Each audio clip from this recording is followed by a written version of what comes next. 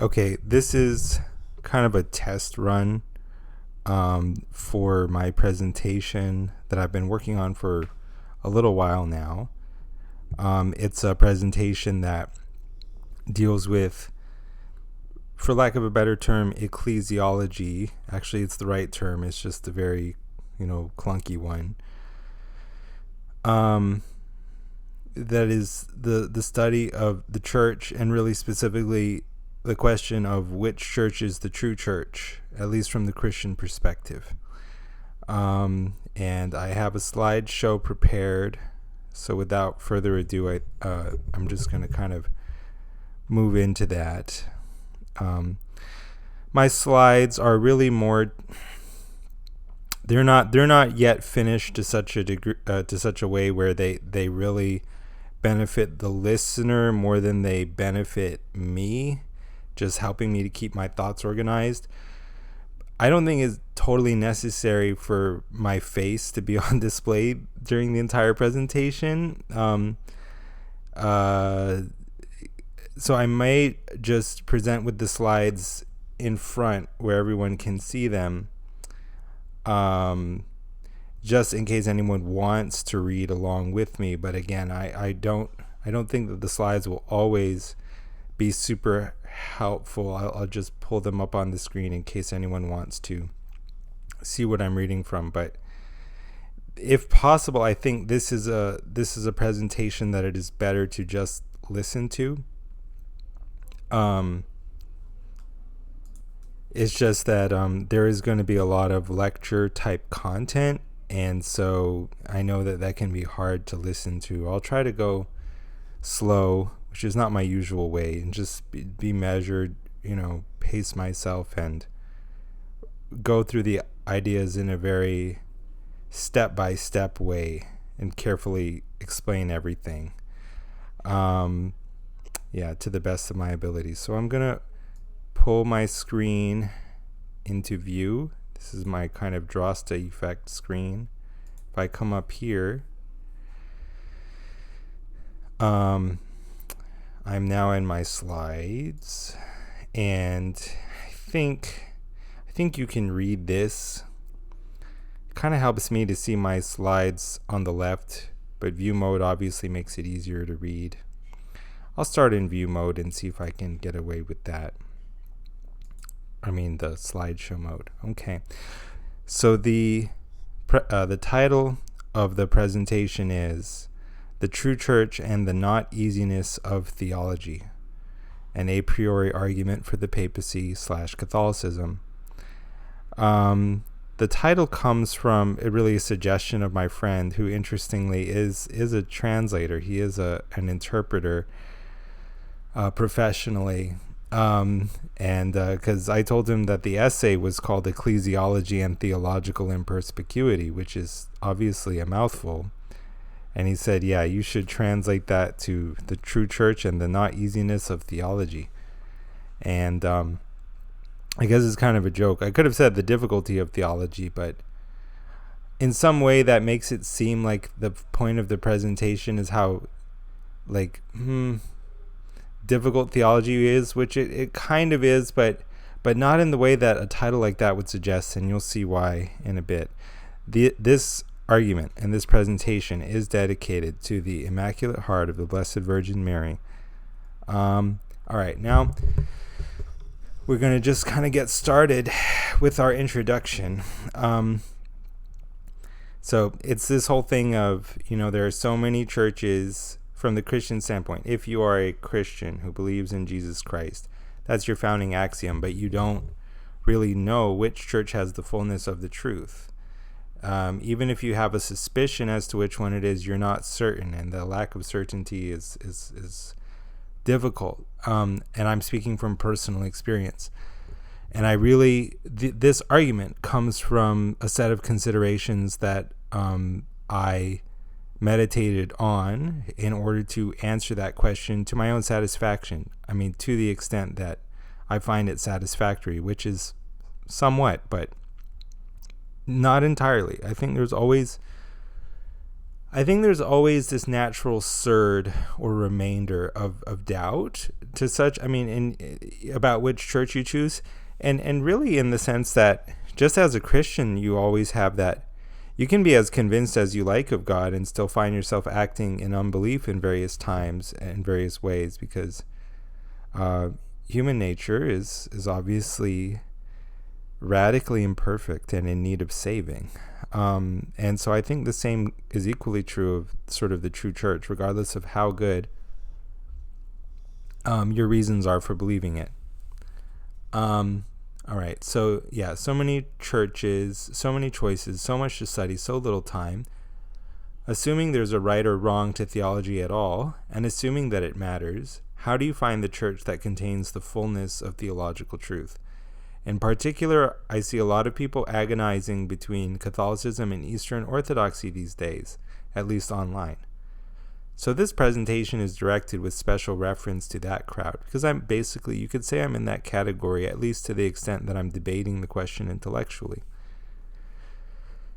Although I will emphasize that I think one advantage of this line of argumentation is that this is not just some kind of disproof of Eastern Orthodoxy, quote unquote. It's not some special case prepared against them. Not that I would really ever want to do that. In this presentation, I will, for lack of a better term, be picking on them. It's really, you'll see the argument is fully general. So it's one that works against every non-Catholic position. And because it's actually so abstract, in some cases, it can help to have sort of a specified value for the variable, so to speak. And so that's partly why I'm putting Eastern Orthodoxy in that spot. The other reason is kind of because I do find them more credible than, most varieties of Protestantism, really all of them. That's just me personally. Other people might have different runners up, so to speak, or different churches that they consider to be more plausible. And this argument is going to apply to all churches. So you can insert whichever one you want to. But I'm putting Eastern Orthodoxy in the hot seat, so to speak. But once again, I really need to be very careful and very charitable in the way that I do this. It does not do to go around using words like heretic and schismatic or what have you, when, especially if you're arguing from a Catholic position, which I'm going to try to do that. Because from the Catholic position, Eastern Orthodoxy, their theology is virtually all correct, right? And they have valid sacraments. That's like official Catholic. That's the official Catholic stance. And to me, it's just objectively true that the Eastern Orthodox faith is one of the most beautiful expressions of Christianity that is out there. And all the people that are in that church, as from what I've seen, are incredibly smart, incredibly holy in many cases, sincere people, and that Eastern Orthodoxy is a valid way to come to God.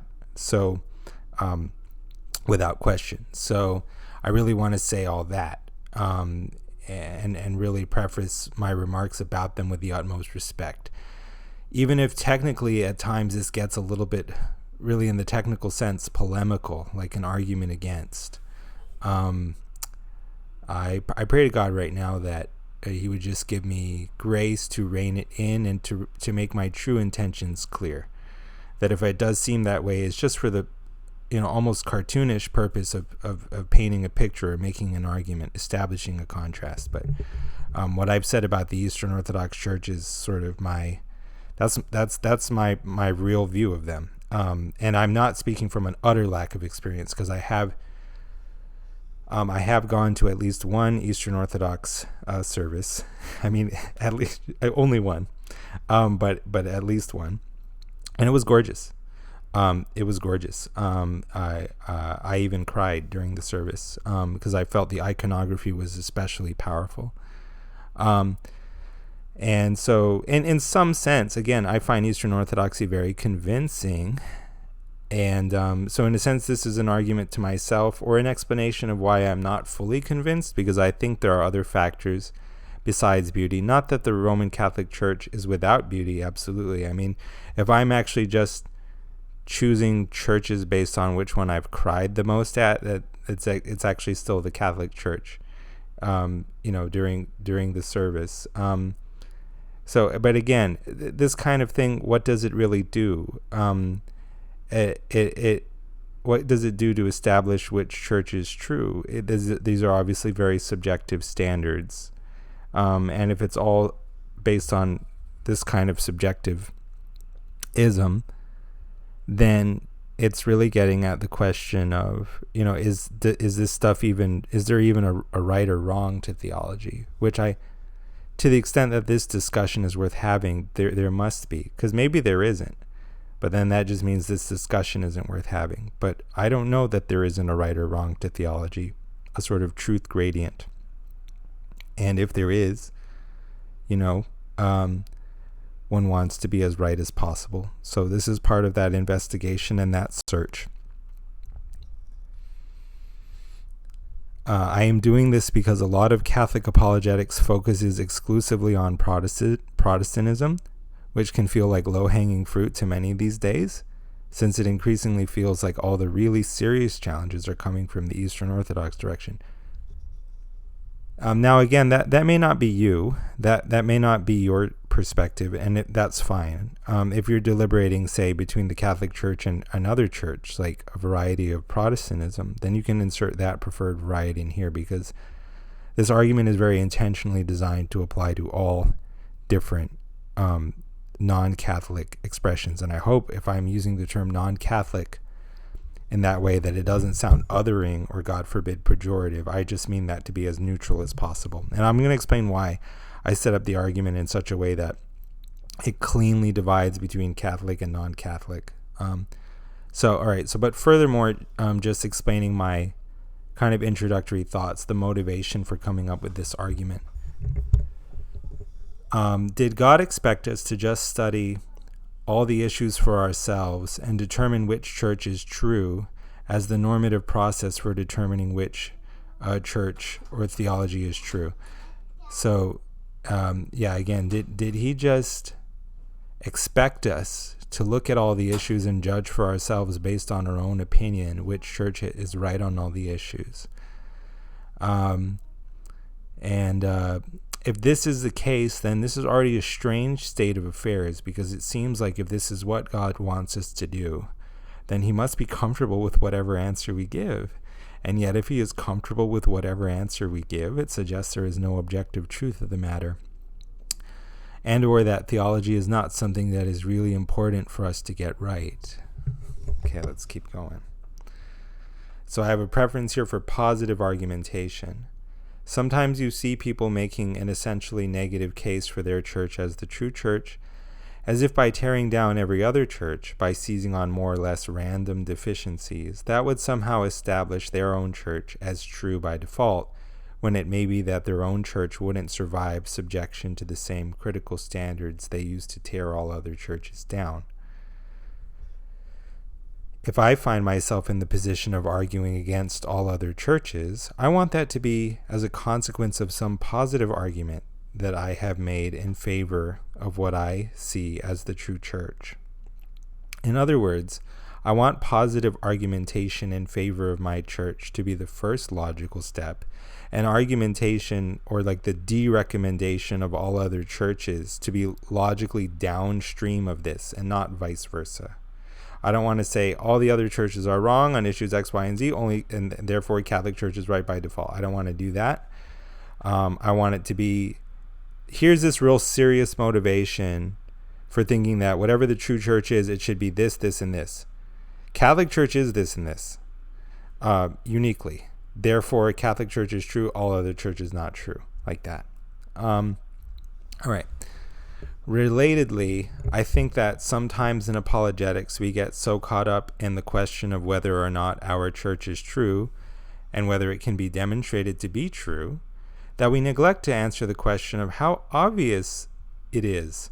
Because even if my church is the true church, is it reasonable for God, let's say, to expect that everyone would come to believe in something when the thing in question is not obvious, when it is prohibitively difficult to understand, so that only an elite few can have justified true belief in it. So I'm using this old-fashioned definition of knowledge, justified true belief, the Platonic conception. For those of you who know a little philosophy, and I'm in that category, emphasis on little, you may have heard about Gettier cases and the way that those problematize the sort of the ordinary definition of knowledge as justified true belief. What I will say is that this is an argument in effect from theological. My argument is in effect an argument from theological skepticism. So Gettier cases, what those do is they say it's, how to put it, they're saying that justified true belief doesn't even cut it. It's like you need to have super ultra justified true belief or something like that. And it's making it harder to know, basically. That's what Gettier cases are doing. They're tending in the direction of skepticism. So if one wants to challenge my use of justified true belief as the formula for knowledge on the grounds of Gettier cases, that only helps my argument. I would be all too happy to go in that direction, because I'm going to be arguing that Catholicism is the most likely inference in the case where we ask which church is the true church, when we have the following two assumptions: that theology is hard and theology is yet very important and consequential. So to me, the harder theology is, the more likely Catholicism is as a conclusion, and that's what I'm going to be arguing for. And so when I say, is it reasonable for God to expect that everyone would come to believe in something? I mean, is it reasonable for him to expect that everyone would know the truth of this thing, would have justified true belief in it? When if the case we're making for the true church just isn't very easy to understand for the average person. All right, so moving on. A truly difficult yet pressing question that seldom gets asked is, under what conditions could you reasonably expect the average person to know that this candidate for the true church is the true church? That is, under what conditions could you expect them to have justified true belief that said church is the true church, as opposed to just true belief that it is the true church? Now later on, you're gonna see that I'm kind of realistically acknowledging that for everyone, Catholics included, the standard of having justified true belief is kind of too hard in many, if not most cases, if not all cases.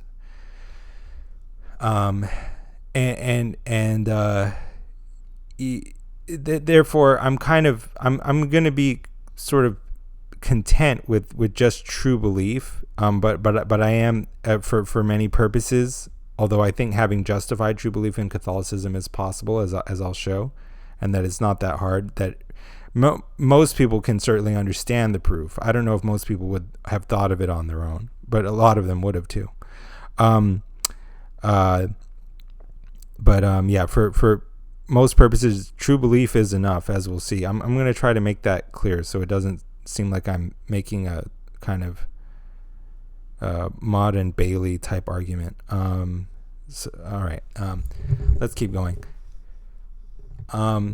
Does the proof of the one true church, if indeed there is one, rest on an essentially piecewise or patchwork approach, where to this one church with its one heresy we say one thing, and to this other church with its other heresy we say another, such that the truth of the true church ends up, it's like this patchwork case of different arguments, and there's no really obvious intrinsic unity to them, such that the truth of the true church ends up being dependent on which church gets the right answer to 100 plus seemingly unrelated issues, with there being nothing to let one know a priori which church is likely to be right on all the relevant issues.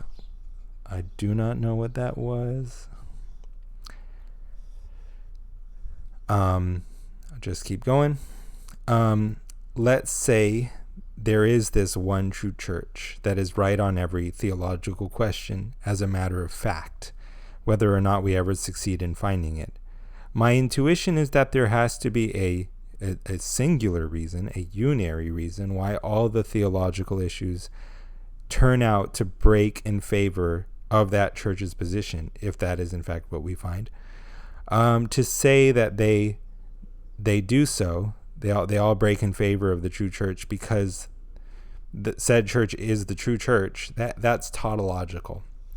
Because we can understand the true church for our purposes as that church with all true views. So to say that, well, all these issues turn out to, they end up being decided in favor of, this church over here, Church A.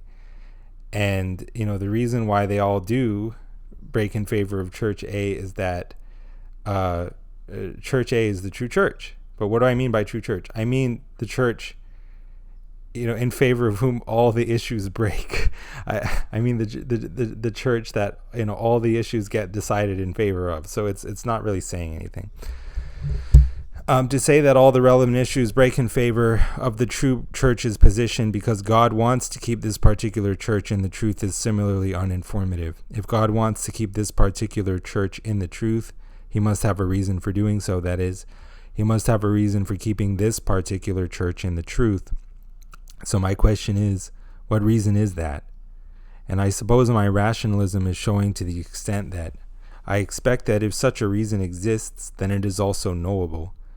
Because in my rationalism, I regard the question of what it could mean for something to exist unknowably as sort of an unhelpful koan or contradiction in terms. This is just my intuition and where I'm coming from. You don't have to share it for my argument to work. And I don't mean like I'm a card-carrying rationalist. I don't even fully know what all that would commit me to. I'm just saying that I have a kind of rationalist bias, where I think if there's like this true reason out there that's governing all the issues and causing them to break in favor of a particular church, let's say, then it's a knowable reason. That's all I'm saying. Okay. And again, you don't have to assume what I said about the reason being knowable to be true for the argument to work. I'm just explaining where I'm coming from. All right, let's go to the definitions. Theology is the study of God and of spiritual reality, here with special reference to the core and ancillary doctrines of the Christian faith. Ecclesiology is the study of the structure and nature of the church, here with special reference to the question of which Christian church may be said to be the true church. Perspicuity is the state or quality of being clear or easy to understand. Imperspicuity is the quality of not being clear or easy to understand. And perspicuity is a sort of heterological word. It's not really true of itself. Like sesquipedalian is sesquipedalian is a big word and it means big word, so it is true of itself. It's autological. But perspicuity, perspicuous, means clear or easy to understand, but it is not a clear or easy to understand word. Imperspicuous is self-true in a way that is sort of pleasing. All right, a church, I could really have a better definition of this. I think it's just a community of believers who are united around a certain theology. A body of Christian believers united by a common set of doctrines and practices, I should add. This term can be used in a neutral way to refer to both apostolic, by which I mean Catholic, Orthodox, Eastern Orthodox, Oriental Orthodox, perhaps Assyrian Church of the East, perhaps Anglican Church, if I'm granting their view for the sake of argument. I know that the Catholics have a certain view of whether or not the Anglican Church in fact has holy orders. I'm trying to be neutral in this argument, but I'm also trying to remain true to my Catholic beliefs. Maybe if apostolic is a sort of invidious term, I don't know what else to use. Old churches, the ones that they have apostolic succession. That's the point. And it refers to Protestant denominations too. It can also be used at an abstract level to refer to what might be seen as families of churches or denominations united around certain core teachings and or practices. So, but when I say a church, I'm trying to use this term very generic or very broadly. So what it could mean for the purposes of this presentation, the true church, it could mean all Protestant churches. If that's your view of everyone, who has the right doctrine, then for our purposes, true church can mean all Protestants, at least for the sake of argument. It can mean all the apostolic churches. It can mean Catholic, Orthodox, and Eastern Orthodox and Oriental Orthodox, although they all kind of mutually kind of excommunicate each other. I think, if I'm misspeaking out of ignorance, someone can correct me, but it's hard to see them as all being simultaneously true. Anyway, you can do that. Point is, it's not necessarily one specific church. It can be like an abstract class of churches. Another assumption I'm making is that that Christianity is the one true religion and or the most true religion. Why am I doing this? Is it just chauvinism? Am I just assuming some necessary premise in order for my argument to work when I need to prove it? No, I'm just doing this because if Christianity is not the one true religion, then the question of which church is the one true church within Christianity is pointless. So if I'm having this discussion, it's very appropriate for me to assume all premises that are necessary for having the discussion to be worthwhile. It shouldn't be controversial to do that. Theology is on a truth gradient. That is, some theological ideas are truer than others, such that churches and or individual teachings can be ranked along a gradient of more true and less true. So I'm saying there's a right or wrong to this. I'm saying some ideas are true or truer, and some ideas are false or less true. And same thing you can do with, Christianity and other religions. I don't have to say that Buddhism has no truth in order to say that Christianity is the truth. If what I mean by Christianity being the truth is, for example, that it is the fullness of the truth, in some proximate sense, maybe in an ultimate sense, it is the only truth.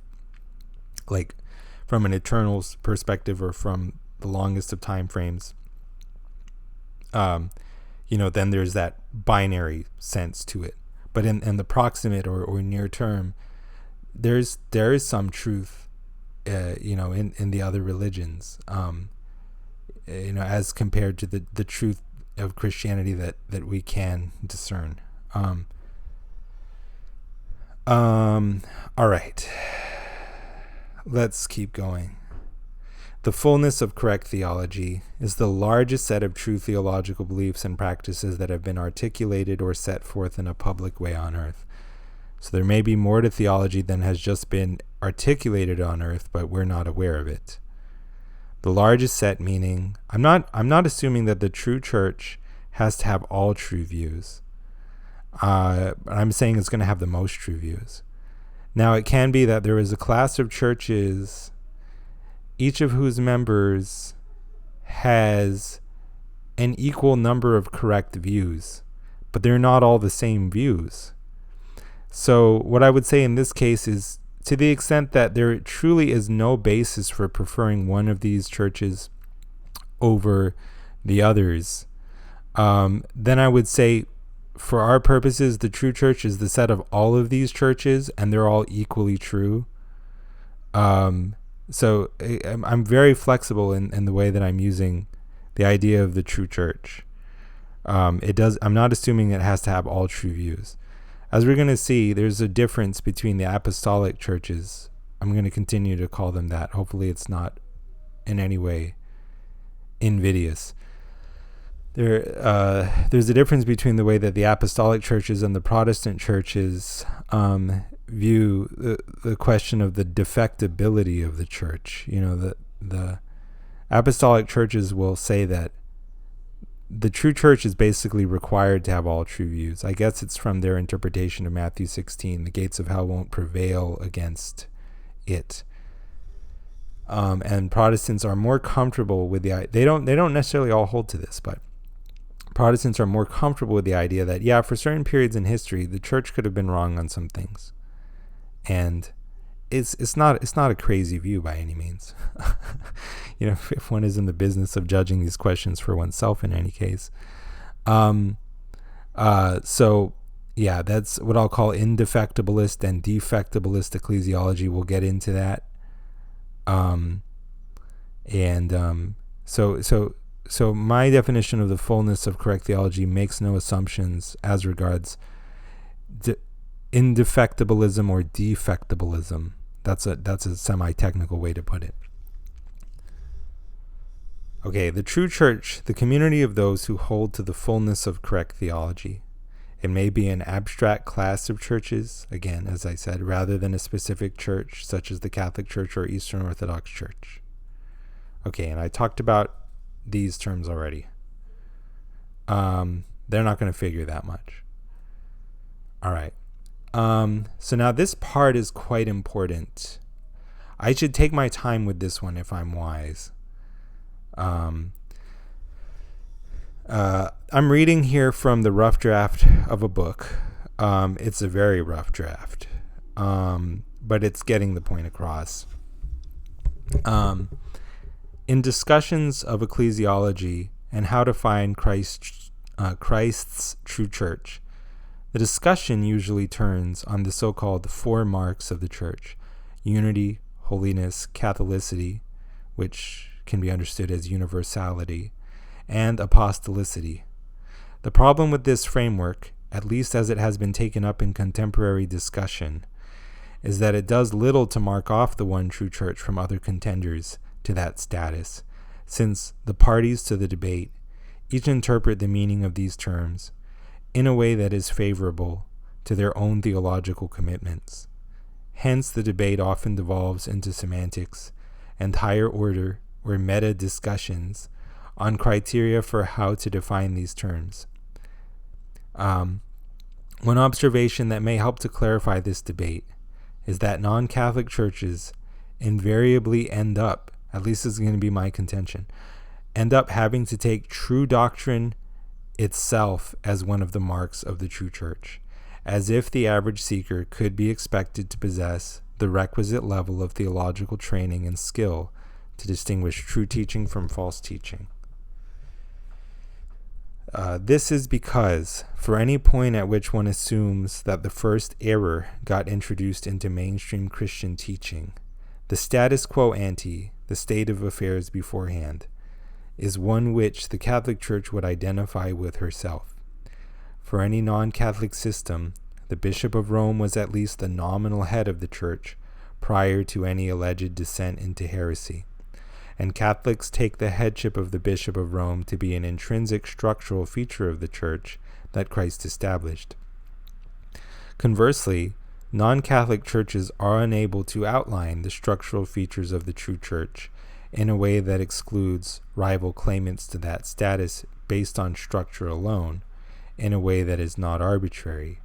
So what I mean is, if I put forward a candidate for a purely structural marker that lets you know my church is the true church without requiring you to have any theological discernment ability, and I say that to find the true church, it's enough that you just find any church that is a member of the Southern Baptist Association of Churches, something like that. I don't know if that's a real association. The issue is that it feels a little arbitrary.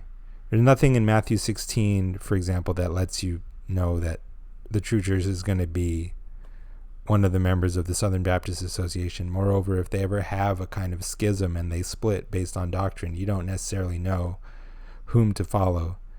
Because even if only one of them nominally retains the original name, it's like they were both offshoots were once members of the same group. Now, who do you choose? It's this whole question. Whom do you choose if we're minding our grammatical P's and Q's? All right. Accordingly, Catholic apologetics tends to focus on establishing pedigree and or provenance. We're the church that Christ established. Whereas non-Catholic apologetics tends to focus on doctrinal accuracy. We're the correct church because we're correct on issues X, Y, and Z. Thus, the ecclesiological debate, as it exists between Catholics and non-Catholics, can be usefully approached by asking one simple and powerful question: is theology perspicuous? All right, let me get out of here, and I'm going to go to the rest of my book, and I'm going to go to chapter 6, because chapter 6 elaborates on this in a way that is probably helpful to my discussion. I can zoom in, I suppose. That might make it better. I said, I increased the font. Undo. Stop. Because that was the wrong zoom in button. See, cavemen such as myself need to be very careful in using technology. Okay, hold on. Let me pause this. I'm not finding it as quickly as I thought. Okay, I think I'm recording again. I found the section. As already claimed, the ecclesiology of the Catholic Church is the only ecclesiology that allows the principle whereby one finds the fullness of true theology to be one of submission.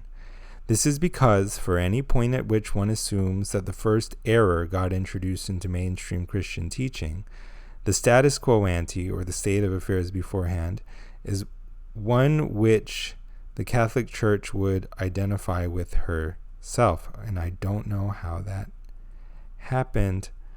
Goodness.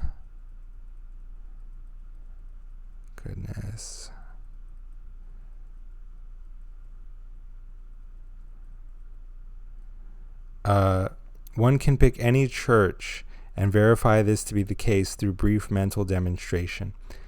Let's take, for example, the Assyrian Church of the East, for this is the oldest living church that is connected to some historical moment of schism. For the Assyrian Church of the East, one might say that the first error was the conciliar condemnation of Nestorius, which misunderstood his teachings. Those sympathetic to the Assyrian Church of the East might say that Nestorius's teachings, properly understood, were nothing more than the Diophysite or two natures Christology that was proclaimed to be orthodox at the Council of Chalcedon. Very well, let us assume that this is the case, for the sake of argument. The question now becomes, if one had been if one had been living at that time, how would one know this to be true? I submit that the only way one could know is through personal theological study and or reasoning into the relevant Christological issues, and subsequently reaching the same conclusions as Nestorius and his supporters. Even if Nestorius was one's own bishop, unthinking submission would lead you to obey whoever was acknowledged to be above Nestorius. By extension, one would never think to follow a principle of unthinking obedience to one's own immediate bishop in all circumstances, because one's own immediate bishop is not understood to be infallible. Therefore, any demonstration of his orthodoxy in a situation such as his deposal, is that a word, would ultimately rest in a confidence on one's own theological conclusions. The same can be seen with respect to any other church. Take, for example, the Oriental Orthodox. I'm moving historically, like in the order of schisms.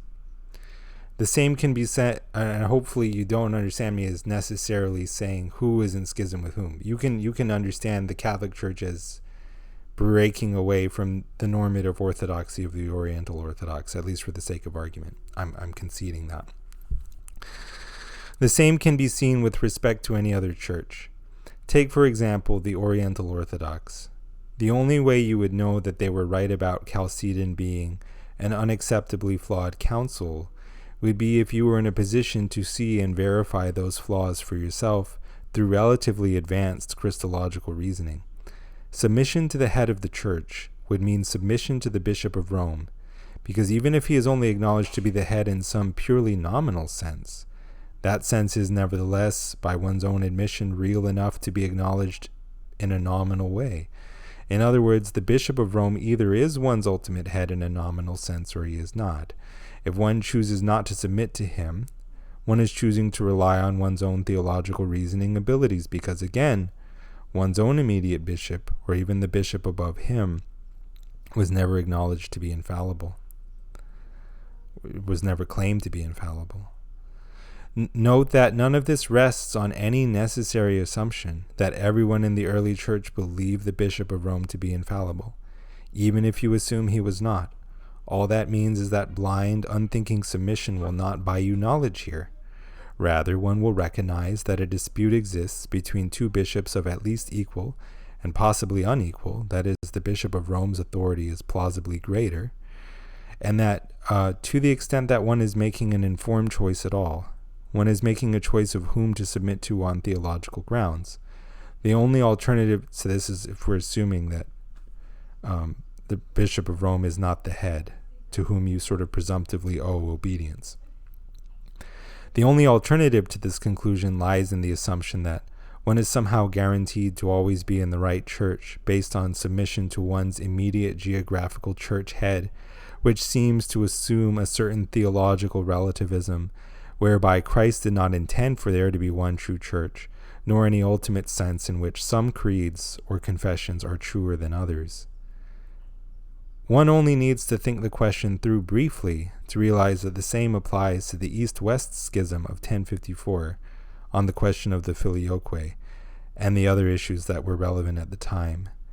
The question of whether it is licit to use azymes in the Mass, and the question of whether, I don't know, clerics can have beards, this kind of, or can be clean shaven, these kinds of things that were relevant back then.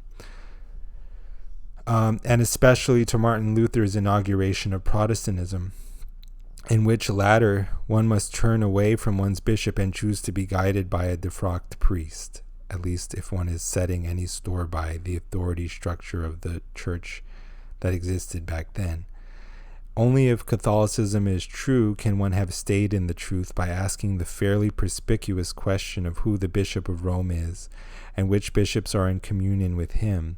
Knowledgeable students of history may point to moments in history when confusion existed as to who actually was Pope, but these crises, disastrous as they were relatively short-lived and did not seem to have any real impact on what doctrines one professed, beyond the doctrinal question of who the current pope was.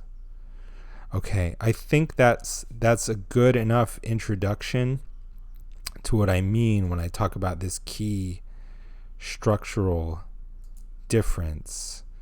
Let me go back and I know what to do. Doop.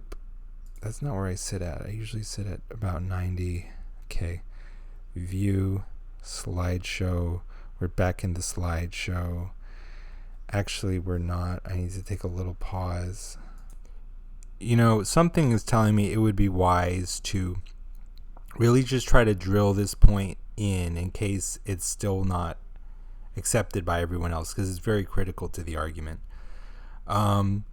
If God gave his church infallible leadership from the start, then the principle of ecclesiology is submission. If the principle of ecclesiology is submission, then the one true church is arguably the Catholic Church. Because at whatever historical point, one might say the first error was introduced into mainstream theology, Catholicism is, she at least claims to be what existed before that. But this has very important consequences regardless of whomever we assume to be correct. What I mean when I say Catholicism existed before that is that everyone, for example, Luther, the EO Church, the OO Church, Eastern Orthodox, Oriental Orthodox, respectively, acknowledged the Bishop of Rome as their head, even if only in a purely honorary sense. That was subject to dissolve if / when fallible Rome fell into real or perceived theological error.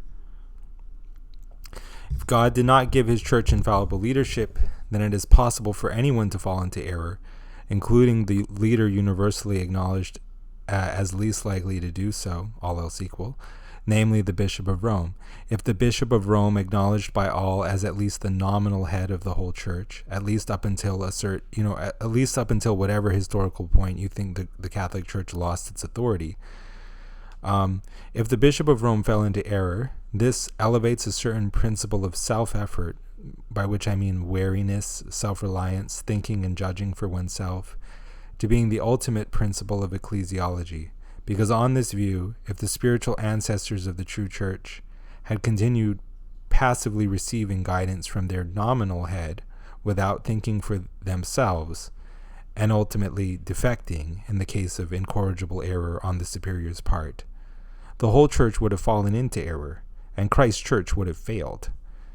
So the point is, you got to think for yourself, because at some point in the future, very possibly, the person from whom you're supposed to be receiving guidance is going to stop being trustworthy. You never know when that moment is, so you always got to be on guard. All right. Even if one's impulse is to submit fully to another who knows more than oneself, there are multiple candidate authorities, so one must choose among them. One can only choose among them on the basis of a privately formed theological opinion drawn from limited data. Therefore, one's trust in whatever leader one chooses is by its nature ultimately as weak and conditional as whatever private theological opinion it rests on. And this would be the case even if it emerged in the final picture that the original fallible leadership had never actually erred at all on any point. This is why the absence of any clear infallible guide in the landscape puts us in a no man's land. Thrown back on our own limited resources, we become like sheep without a shepherd, as it were, abandoned by God.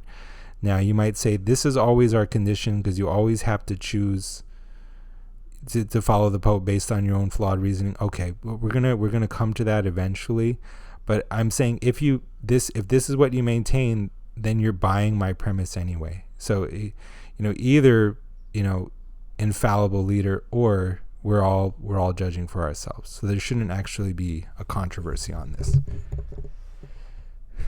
If the principle of ecclesiology is this sort of self-effort, then it is the positive will of God that everyone should be trying to figure out what the one true church is for themselves.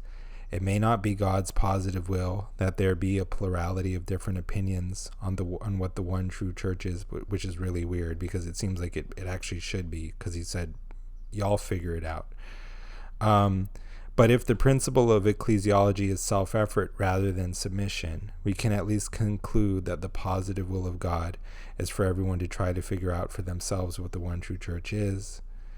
If a Protestant or non-conciliar Christian doesn't buy the idea that Rome is the default or has some presumption in favor of her being true, it doesn't matter, because it just makes the same point in a different way.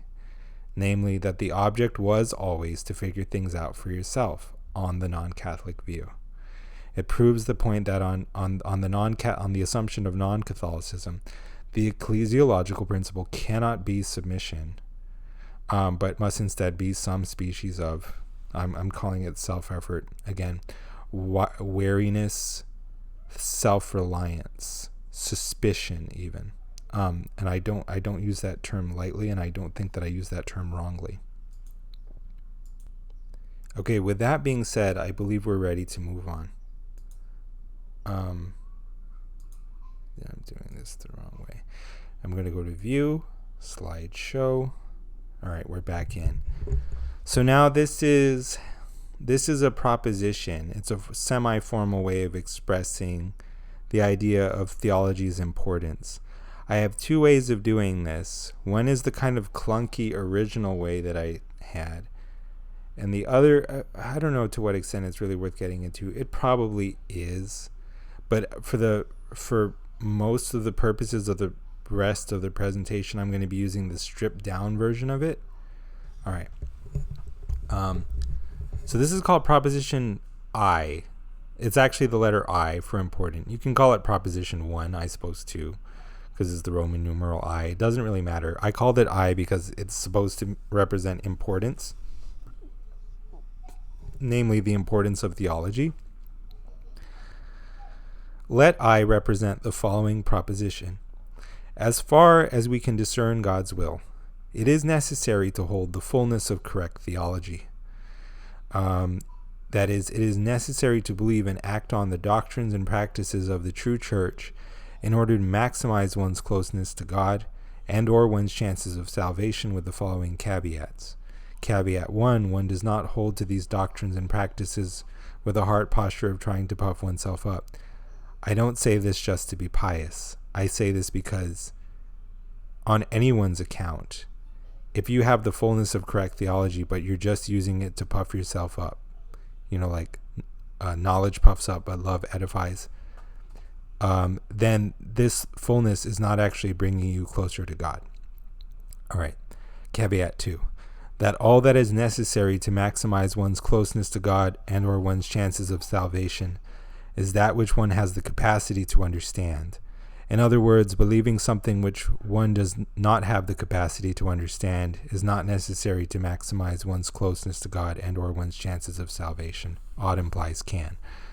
Again, I'm not saying that I'm saying the fullness is hypothetically necessary to maximize your closeness with God.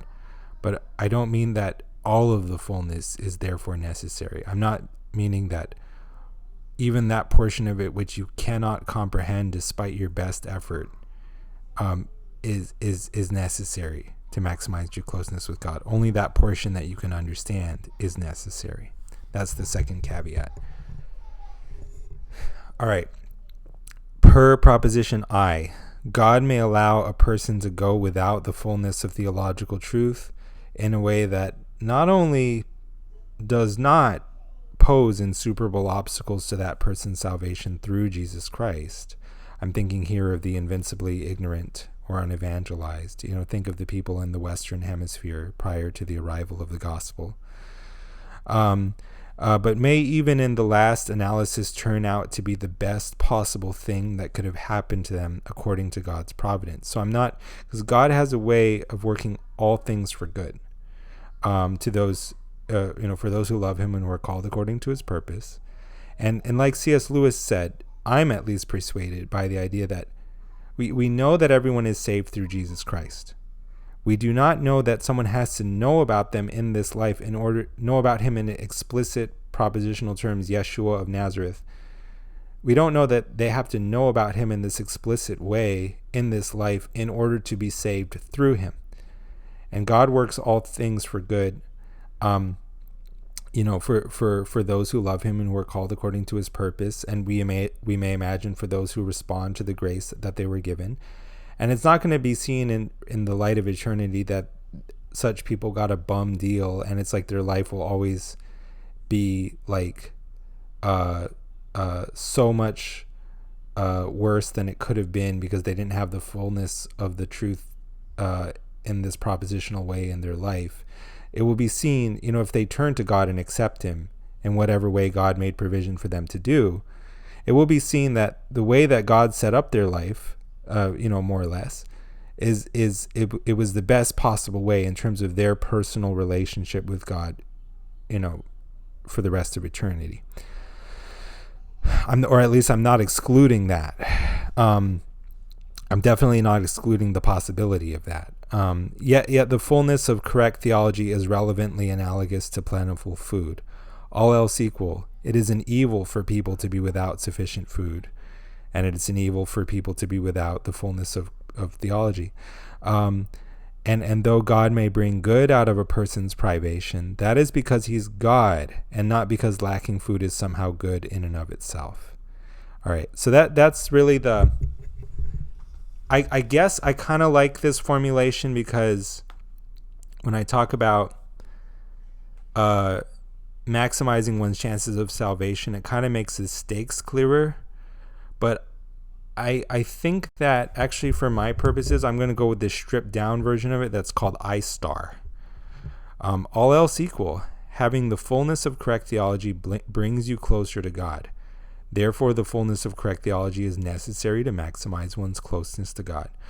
I like this because it makes clear the difference between Christianity and other religions, even where we assume that other religions are not utterly devoid of truth. They can have some of the truth, but Christianity is the fullness of the truth, and all else equal, having the fullness brings you closer to God, even though we can imagine that there is somewhere this utterly hypocritical Christian who has a worse shot at salvation than some really sincere Buddhist guy, right?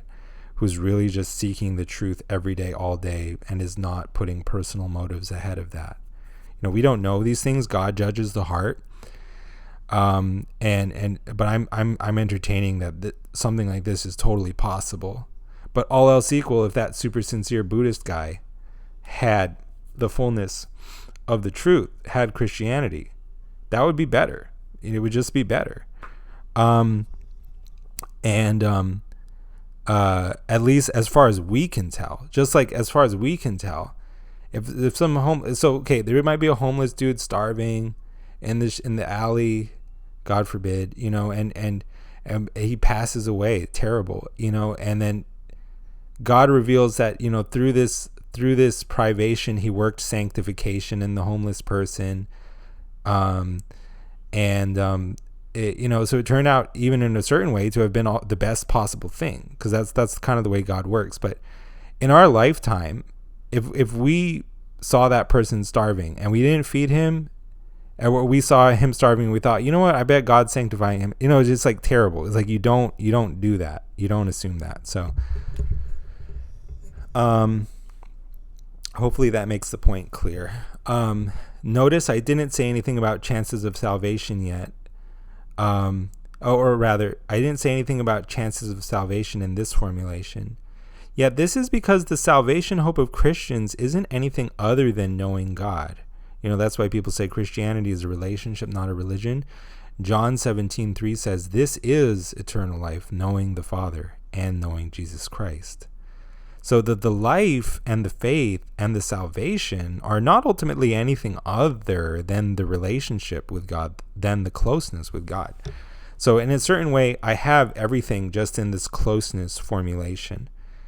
And God is love. And we can assume that means God is interested in maximizing relationship with humans. Note, while Calvinism may escape the force of proposition I, it is not clear that Calvinism escapes the force of proposition I star. So I have a whole separate presentation on Calvinism. And if necessary, I may go into that. I don't know if I need to. See, with I simpliciter, the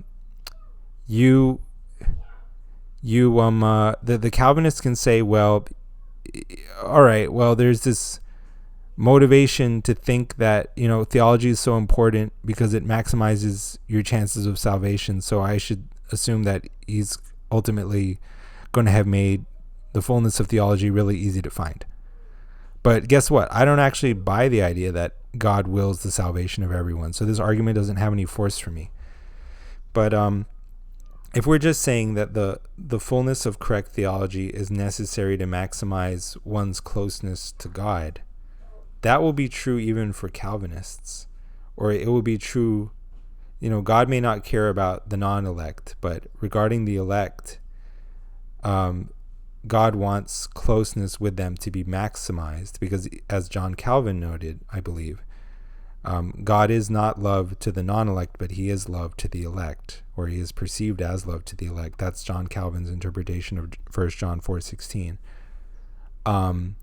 And this being the case, we may reasonably expect that God wants to maximize relationship with the elect, which means that among the elect, the fullness of correct theology is necessary to maximize one's closeness to God, and we can assume that God will have tried to maximize the fullness of correct theology, at least true belief in the fullness of correct theology among the elect, which would mean there would be a problem if we can see that among the elect, this is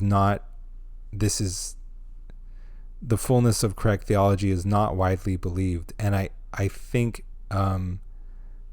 that can be demonstrated on very reasonable Calvinist assumptions, because Calvinism talks about, assurance being possible. Calvinism takes the assurance of salvation which Calvinism offers to be a selling point in favor of Calvinism. But when you look at their criteria for assurance, none of it requires you to explicitly believe any of the doctrinal distinctives of Calvinism. They basically all just look like the fruits of the Spirit, sanctity, holiness. It would apply to many Christians besides just Calvinists. So even if we assume that only Protestants are among the elect, it would still be the case like that the elect are mostly non-Calvinist by a ratio of about 7-1, something like that, 6-1, 7-1. And so I'm saying the Calvinists don't really escape this the kind of problems that I'll be talking about soon. Let me keep going. Which is the bottleneck problem, as I call it. It is defined as the fact that the intellectual capacity that it takes to find the true church is arguably much higher than the intellectual capacity that it takes to derive maximal benefit from the fullness of correct theology contained within the true church. Let me use Eastern Orthodoxy again as my example. As far as I can tell, to know that Eastern Orthodoxy is true, you have to delve. There's like no escape from delving into very involved theological and historical questions. So it takes quite a bit of work and really no small amount of brain power to go through that case and to know in a principled way to have justified true belief in Eastern Orthodoxy, assuming Eastern Orthodoxy is the true church for the sake of argument. Yet, what if I was born into Eastern Orthodoxy and I was communing ever since I was a little baby? How much intellectual capacity does it take to walk up and receive communion? Not very much. So this is the bottleneck problem. It may be that people of goodwill and good faith who sincerely want to find the truth are not finding it because it's cognitively gated. But if you were fortunate enough to be on the other side of the gate just by the sort of lucky accident of one's birth, accident always being used in quotation marks whenever we're talking about God and the things of God, then you're very fortunate. You don't face any impediments. There's no cognitive gate to deriving full benefit from the fullness of correct theology. So some people stumble into the true church by accident as adults. Others are born into it by historical accident, but the number of people who reason their way to the truth of the theological distinctives of the true church in a principled and valid way would seem to be much fewer, if any, than those who either are lucky enough to be born in it or who don't find it, at least on a sufficiently we don't need to be talking about skeptical versus unskeptical theories of knowledge. I don't think. All right, now this is a very important point. It is possible to contend that it is extremely easy or perspicuous to find the true church simply by doing one's theological homework, even if one is of merely average or even below average intelligence and or education. However, this seems to imply that anyone who has not found their way to whatever church one believes to be the church, the true church, is in some kind of bad faith or is intellectually dishonest. Conscious of the truth on some level, but suppressing the truth in unrighteousness, as it says in Romans. However, this is at odds with the perception that there at least appear to be intelligent, intellectually honest, and even holy people on all sides of this question, on all points of the ecclesial landscape. Moreover, there does not appear to be any clear pattern or theological gradient whereby higher intelligence and education are clearly correlated with being in one kind of church or another, or there doesn't seem to be any clear holiness pattern to me either. I'll say a little bit more about this to the extent that I can. In my book draft, each one of these sections got its own chapters, so I'll do my best to summarize. Basically, what I'm addressing in this slide is the idea that, because thus far I've been talking about how the non-Catholic is forced to rest the case for his church being the true church on the basis of an essentially intellectual theological case. And what I'm now addressing is the possibility that someone might say, well, to know that my true church is the true church, again, Eastern Orthodoxy, let's use that as the example. To know that the Eastern Orthodox Church is the true church, you don't have to be this intellectual genius. You can find out that it's true through other means. What are those other means? Well, maybe it has more miracles than any other church. This is a problematic method because it seems pretty much all churches have miracles. I mean, I'm aware of at least reports of miracles, which is really all that I have. I've never seen one with my own eyes. Protestants make a lot of miracle claims. I don't really have a reason to doubt it. Eastern Orthodox make some miracle claims, at least from what I've seen. I don't have any reason to doubt those. Catholics have a lot, and probably the biggest, most public ones. So if you're just going based on that, it's not really clear that some non-Catholic church is favored. Illumination. And so what I mean is maybe God can just reveal it to you, which church is the true church, so that you just know that you know that you know that you're in the true church, even if you haven't studied much theology. God is omnipotent. I don't say it's impossible for him to do this. It's not really clear to me. See, you can get into stuff here which I won't get into, sort of like, can he give you a contentless knowing? It seems like it would have to have content. And then you couldn't say it's not intellectual, but it doesn't matter because it would be even if it was intellectual, it would not come through study. That's the relevant difference, I suppose. Well, it doesn't matter because if God can give somebody this illumination, this interior knowing that they're in the true church, then I mean this kind of sense is either correct or it's not correct, right? And if it is correct, I think that, how to put it, I'm not ruling out that God can give this correct sense of illumination to the simple that they are in the right church. I don't really know how he would communicate it to them without giving them, like by pure inspiration, like advanced theological knowledge. But he could still do that, even if that was the only way. I'm not ruling that out. But I am saying that if this occurs, it must occur so seldom that you cannot reasonably expect it to occur in your case as sort of the normative process whereby you find the true church. I think that should be uncontroversial. And there's also always going to be a lot of claims that one has this knowing that one is in the true church, which are not necessarily that reliable. Some people can make more of such feelings than they ought to, or think they are holier than they perhaps are. And this is what I sort of mean by that. From where I stand, I think it's conceivable that God could guide you into a certain church for a certain season because it takes you closer to the fullness of the truth.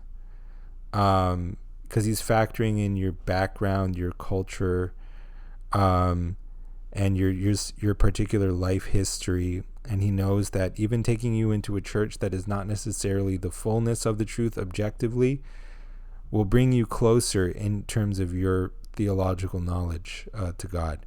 So you may have a sense that you're in the right church, but it's not, even if it's a true sense, it doesn't necessarily have to be interpreted as saying that the church you're in is the true church, full stop. And then you're just in a question of, like my sense that I'm in the right church, does it mean that the church I'm in is the true church, or doesn't it? Holiness, one's own or others. Yeah, I mean, this can get involved, but basically you can, if someone is saying, I know that, let's again take the Eastern Orthodox Church. I know that the Eastern Orthodox Church is true because they have the holiest saints. Who's judging holiness? Because holiness is what's in your heart. God alone sees the heart. Someone can be doing all the outward forms of holiness, but if their heart is in the wrong place while they do it, they're not actually holy. Only God can judge who is truly holy. Moreover, this is something kind of deep. I'm not going to dwell too long on it. You don't have to assume it for my argument to work, but I think with Nicholas of Cusa that God sees each person as if they're the only person who exists because God is infinite. And so crucially for God, the way that God sees, there is no comparing. And it's kind of like the way that a parent doesn't really have favorites out of his children, or if he does, they're all his favorite. And that's why in the kingdom, whoever would be first will be last, not because God himself sees as last whoever has the temerity to see himself as first, but because in the kingdom each one is first. And to the extent that you don't see that way, you're not seeing as God sees. To the extent that you see in a zero-sum or competitive way, and then you make holiness a competition, you're not seeing as God sees. And this is why, to me, the really holy people are going to look at people who are struggling, are not faithful people, are people that we would judge as sinful. And a holy person will see that person's unique worth and dignity, because the holy person is seeing from God's point of view, where it's like to become more holy is just to become more advanced in a way of seeing where each one whom you see is equally superlative in the way that God sees. Because he's always seeing each person as uniquely superlative in whatever respect God created that person to be uniquely superlative. This kind of thing. And so the holy person is looking at a quote unquote unholy person, and maybe genuinely unholy person, and seeing nothing but their worth and dignity in the eyes of God. He's seeing the prodigal son the way the father sees the prodigal son. And that's just fundamentally not a competitive or rank ordering way of seeing. And so holy people don't go saying, my church has holier saints than your church. Holy people don't see holiness as a competition, I don't think. And they certainly never say that they themselves are holier than other people. And beauty. And so one might say, maybe I just know that this church is the true church because it's the most beautiful church, and it's making assumptions about one's ability to detect superlative beauty, or one's superlativeness at detecting beauty, something like this. And you know what, maybe, but I mean, we can all think of cases where a church is outwardly beautiful, even in its service and liturgy, but beneath the surface there's corruption of all kinds, moral and even doctrinal. We can imagine that. And so it's not a necessary indicator, but the real point I would stress with all of these non-theological or non-intellectual, I should say, non-study based ways of knowing the true church, even if in some cases they do represent valid ways of finding the true church, and in some cases they do enable knowledge, i.e. justified true belief that one is in the right church, it's so rare, comparatively speaking, that for most intents and purposes, for most people, you're either getting in through the intellectual door or you're not getting in. The other ways are just too rare. If you add them as a supplement to the intellectual case, you don't widen the bottleneck by very much. You just widen it by a fraction at most. I don't even know if you widen it at all, really. But you widen it at most by a hair, by a fraction. But really, if the case was not perspicuous to begin with, when it was just intellectual, then it's not going to become perspicuous by adding in these other ways of finding it. So for the most part, I'm restricting myself to the analysis of the intellectual case for the true church. You could add in these other ways, but I don't think that saves you, because my general point is going to just be that the case for the truth of any non-Catholic church is, when you're looking at it through the lens of actually having justified true belief that said non-Catholic church is the true church, the case always ends up being too hard for the average person to be able to understand it reliably. That's going to be my point. Or in one of my arguments, you're going to see it's worded a little bit more straightforwardly. Well, I'll get to it. So the bottleneck problem in focus. The number of people who reason their way to the truth of the theological distinctives of the true church in a principled and valid way is relatively low. Thus, although there are some people who have ended up inside the true church through what at least appears to be dumb luck, there are a lot of believers operating in good faith outside the true church who are smart enough and motivated enough to derive maximal benefit from the teachings and practices of the true church, but who nonetheless cannot find the true church because the theological distinctives of the true church cannot be reasoned to reliably by people of average or even above average intelligence and education. Yet per proposition I, it is necessary to hold to the teachings and practices of the true church, at least at the highest level one can understand them, in order to maximize one's closeness to God. Thus, there appears to be a problem at the level of divine providence, as if God did not care to save everyone. All right, so that's the... Now I'm going to talk about problems with...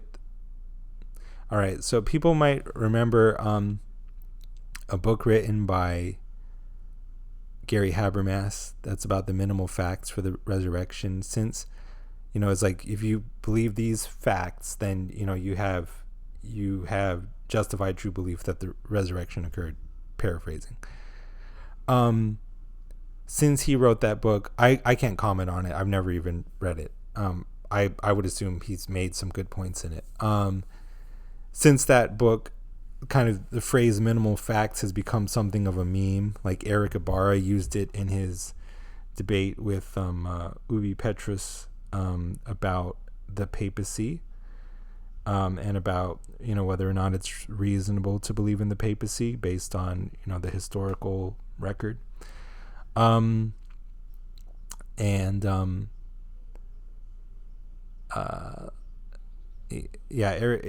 talked about minimal facts. So I'm here using the phrase minimal facts in a different way.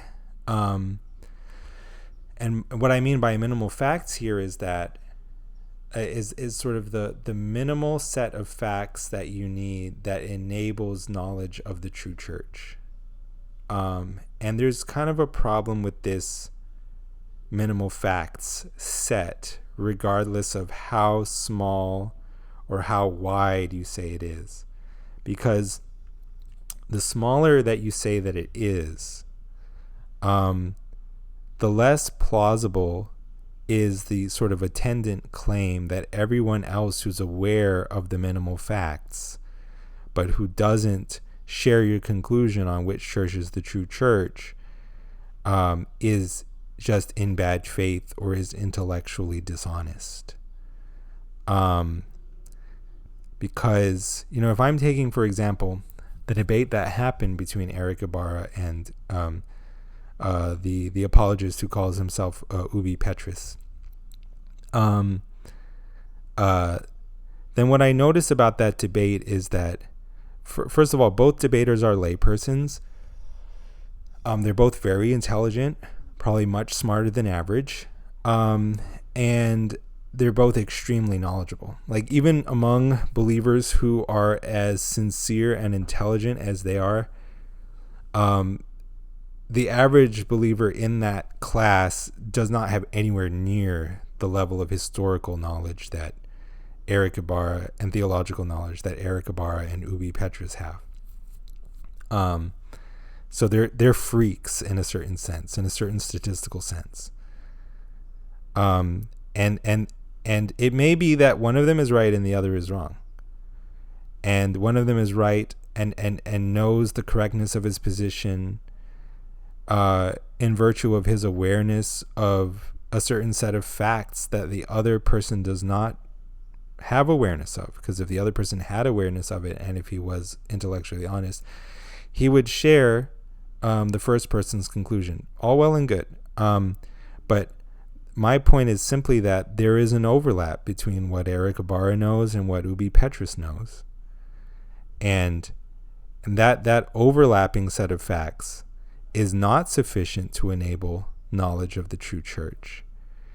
And so that's not the minimal facts. Okay, fair enough. But even that overlap set of facts is way too much to expect the average person to know. Because you're getting into things like literacy here. You're getting into level of education. You're getting into whether or not a person can realistically be expected to have the time and or ability to study ancient languages. It's just all kinds of things. And even if you regard Eric Ibarra and Ubi Petrus as lightweights, you can find super scholars on all points of the ecclesial map, as I said earlier. So if you just take what's the overlap, between among them, all the facts of which these disagreeing super scholars are aware. I'm thinking of Father Laurent Kleinenwerk, for example, the Eastern Orthodox. You can take Hans Urs von Balthasar in Catholicism. You can take Karl Barth in the Protestant Reformed area. If you got them in some kind of discussion in heaven later on, it's kind of a silly example, but if they were all somehow in a discussion together, and then there's the facts of which they're all aware, right? That's not enough to let you have knowledge of the true church. But that set of facts is already too wide for the average person to be able to get hold of. So I'll just read the slide here.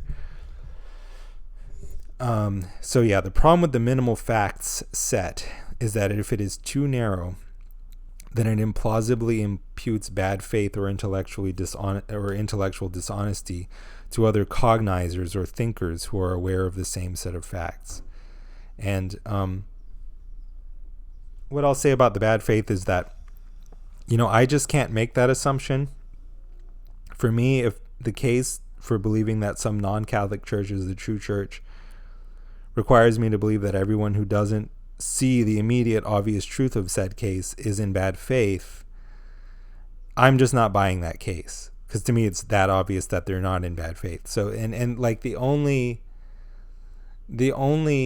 people I would say ironically are in bad faith are the people who assume everybody else is in bad faith.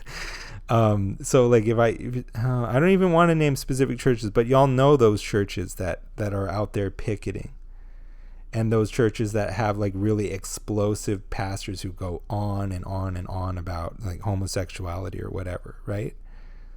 And they will say, yeah, it's so simple, it's so clear, it's right there in the Bible. But these are the very people who have undealt with psychological issues and who are sweeping inconvenient facts under the rug at a level that is resulting in actual psychological disintegration, cognitive dissonance, etc. Very often there can be trauma too, but I'm not trying to psychoanalyze people, but fortunately I'm not naming any specific people, but you guys can probably think of examples. So those are the only people I would think are in bad faith. Everybody else, Ubi Petrus, Eric Ibarra, Laurent Kleinenwerk, Father Mike Schmitz, Bishop Robert Barron, everybody, any Protestant teacher, pastor, I can name a lot. I was Protestant. I can assume they're all in good faith. If too wide, if we set the set of minimal facts too wide, really, if we assign it any level of width great enough to avoid the first horn of the dilemma, then it is prohibitively difficult for the average person to get hold of. Hence, unless we make the charge of bad faith against everyone not holding to our preferred non-Catholic theology, we must admit that the average person is effectively forced to guess at the question of which church is the true church, causing a large number of believers, necessarily the majority on any non-Catholic view, because the Catholic Church has the majority. It has at least half of professing Christians. And causing the majority of believers to miss out on the fullness of correct theology in a way that seems problematic in light of proposition I or I star. And so this problem with the minimal facts set is furnishing a handy definition of what I mean when I say that theology is imperspicuous. When I reference the imperspicuity of theology, you can just assume I mean this problem with the minimal fact set, that if it's too little, you're making this implausible charge of bad faith against everybody who's aware of that set of facts and doesn't see the supposedly immediate and obvious truth. And if it's too wide, then you're already in a place where the average person is not you can't realistically expect the average person to find it. So let me say a little bit more here, but first take a quick break. All right, let's keep going. So now I'm going to talk about, as we, I think, discussed, the Catholic Church has something of a ready-made, though not uncontroversial, solution to the bottleneck problem, which is, well, it's easy enough to find out which church is the true church at any point in time. It's just whoever is in communion with the Bishop of Rome. And obviously not everyone's going to buy the premise of that, but if you do buy the premise of that, then there is a perspicuous way to find the true church that doesn't require you to have any special knowledge of theology. I'm going to make the point here that other churches cannot really claim this. We already talked about the way that saying something like, to find the true church, all you need to do is find one of the members of the Southern Baptist Association of Churches. That feels a little bit arbitrary. The Catholic claim can also be said to be, contestable or debatable, but it has much more plausibility from Matthew 16. Because Matthew 16 can plausibly be read in the Catholic way, even if it's not necessarily read in that way. And really, I will say this, a point in favor of the Catholic interpretation of Matthew 16 from where I'm standing is that it is the only interpretation of Matthew 16 that is not some meaningless tautology. And those are strong words, but here's what I mean, at least as regards the promise of indefectibility to the church that is founded on the rock, whatever you say the rock is, or whoever you say it is.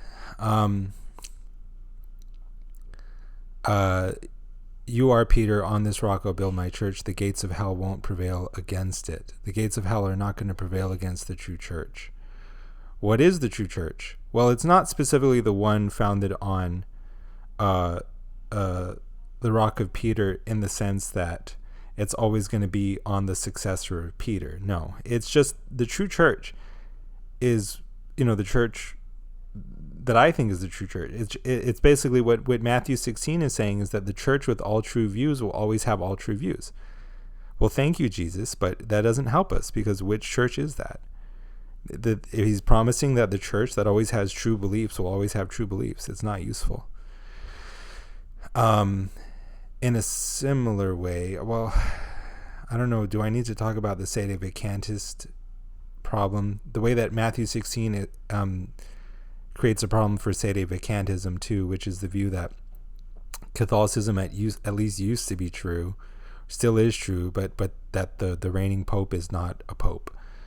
The way they understand the indefectibility of the church is that the church will not fall away basically until the end times, but during the end times it can fall away. Well, what's the point of the guarantee, though? Because regarding when the end times are, Jesus essentially commands us to assume that they're always happening / about to happen. But if you have to assume the end times are basically always now, because if you assume they're not now, that's when they're going to happen, like a thief in the night, make sure there's oil in your lamp, etc. It doesn't do to give any promise of the indefectibility of the church until such a time as we must assume is always the case. It just it doesn't work. So Matthew 16, the mainstream Catholic interpretation of it is the only one that avoids these rather really ridiculous tautologies.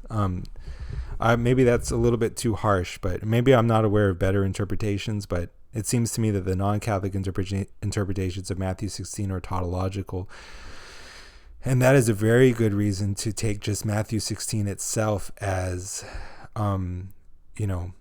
arguing in favor of the Catholic understanding of the visibility of the Pope as the mechanism whereby the non-theologian finds the true church. So it has Matthew 16 in its favor, but not only that, because there's about 3 different ecumenical councils that make very strong claims, perhaps not in the actual conclusions, but in the sort of preceding remarks of the councils. They make very strong claims about the papacy, including its, like, what appears to be its infallibility and divine origin. And these are not contested by the people in the councils. And we have lots of church fathers too making rather big claims for the papacy, for the indefectibility of the bishops of Rome, and how their faith is the faith of Peter. Basically this. So there's some basis for the Catholic idea that the Pope is going to be this visible marker of which church is the true church. It may not be enough basis, according to the non-Catholic critic. I respect that. But there is some basis. It's not trivial. It's not arbitrary. I mean, some church leader can claim that he's some kind of inspired prophet of God and everything he now teaches is infallible. But if it's different than what Christianity historically has been, it's just raising the question of, what provision did God make for everyone during most of church history? Because the period of time that's in view here is not just the present day.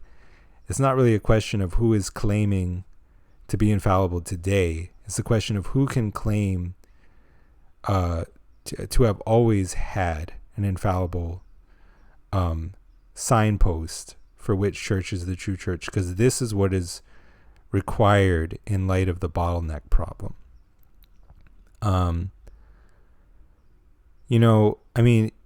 Again, just to really kind of possibly belabor this point, if the Eastern Orthodox want to say that, well, I don't know if this is true or not, but let's assume for the sake of argument that it is, that the Orthodox Bishop of Jerusalem, if you look at everyone who has held that post, they've always had a sterling track record of orthodoxy. I don't know that it's true, but let's assume that it is true. To the extent, and so it may be argued that there is a non-structural way to find the true church, which is always to just, be in communion with, whoever is in communion with the Orthodox Bishop of Jerusalem. Well, the problem is that even if they have been outstandingly Orthodox until now, they're not. No one's ever said they were infallible. So we have no guarantee that they wouldn't defect tomorrow. And so even if you don't expect them to say make some radically new theological pronouncement. There's a certain way where your radar has to be on. You have to be thinking for yourself. All right. So, yeah, the plausibility of the Catholic candidate for a purely structural indicator of the true church. I touched on this. I touched on these things. Now it's time to make the so-called revised simple argument for the Catholic Church. I made the simple argument in a separate video.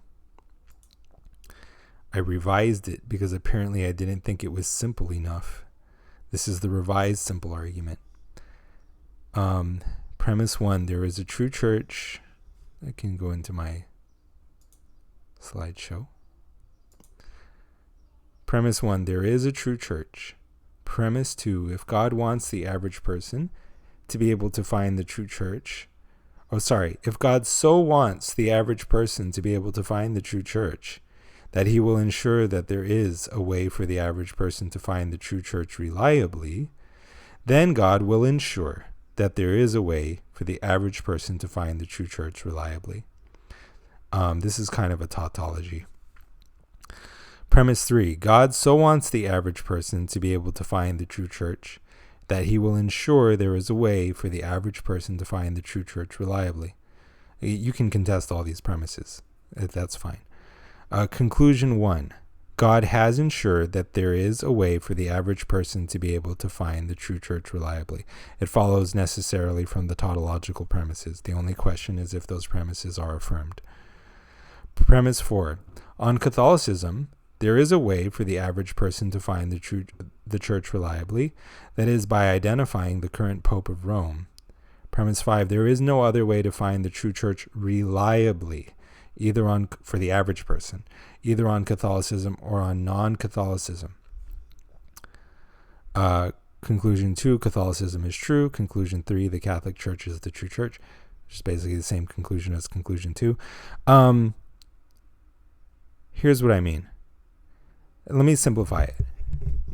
The true church, being part of it, either makes a difference to your walk with God or it doesn't. If it does, then certainly it must also make a difference to the average person, unless the kind of difference that it makes is such that it does not actually help the average person. It only helps brainiacs. I don't know if there's some way to explain that, then by all means do, because I shouldn't be so flippant. I'm open to different possibilities, but either this being part of the true church makes a difference to your walk with God or it doesn't. If it does, then it makes a difference for the average person, and God cares that the average person should be able to have this difference-making difference, or he doesn't. And let's assume that he does, because we're not Calvinists or something. Then there's got to be a way to find it reliably. But as we talked about, for the average, we've got to stress both of those things. There's got to be a way for the average person to find it reliably. If we talk about the intellectual case, it may be a reliable way to find it, but not for the average person. Talk about whoever has enough discernment to see that this church has the holiest saints. Because let's assume there is one church that has the holiest saints. Let's say Eastern Orthodox Church has the holiest saints, hands down, somehow, from the divine perspective. Let's say we know this. There's people that were part of the Eastern Orthodox Church and left it for the Catholic Church. Let's use those examples. Gideon Lazar, Ben Bollinger, these guys. Very smart guys. You can say they're lacking in terms of their holiness discernment because they couldn't see that.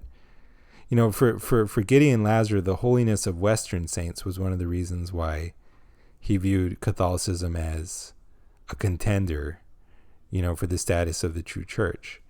So if we can say, well, Gideon, there's actually no holy people in the Catholic Church. He's not believing that, which means he's lacking discernment, which you can say, okay, well, he's lacking discernment, but is the average person supposed to have enough discernment to tell which church has the holiest saints? based on, this is the question: is the true church there to make you holy, or is it only there to be found by those who are already so holy that they can find it? This is a kind of cart before the horse type of question. So, I'm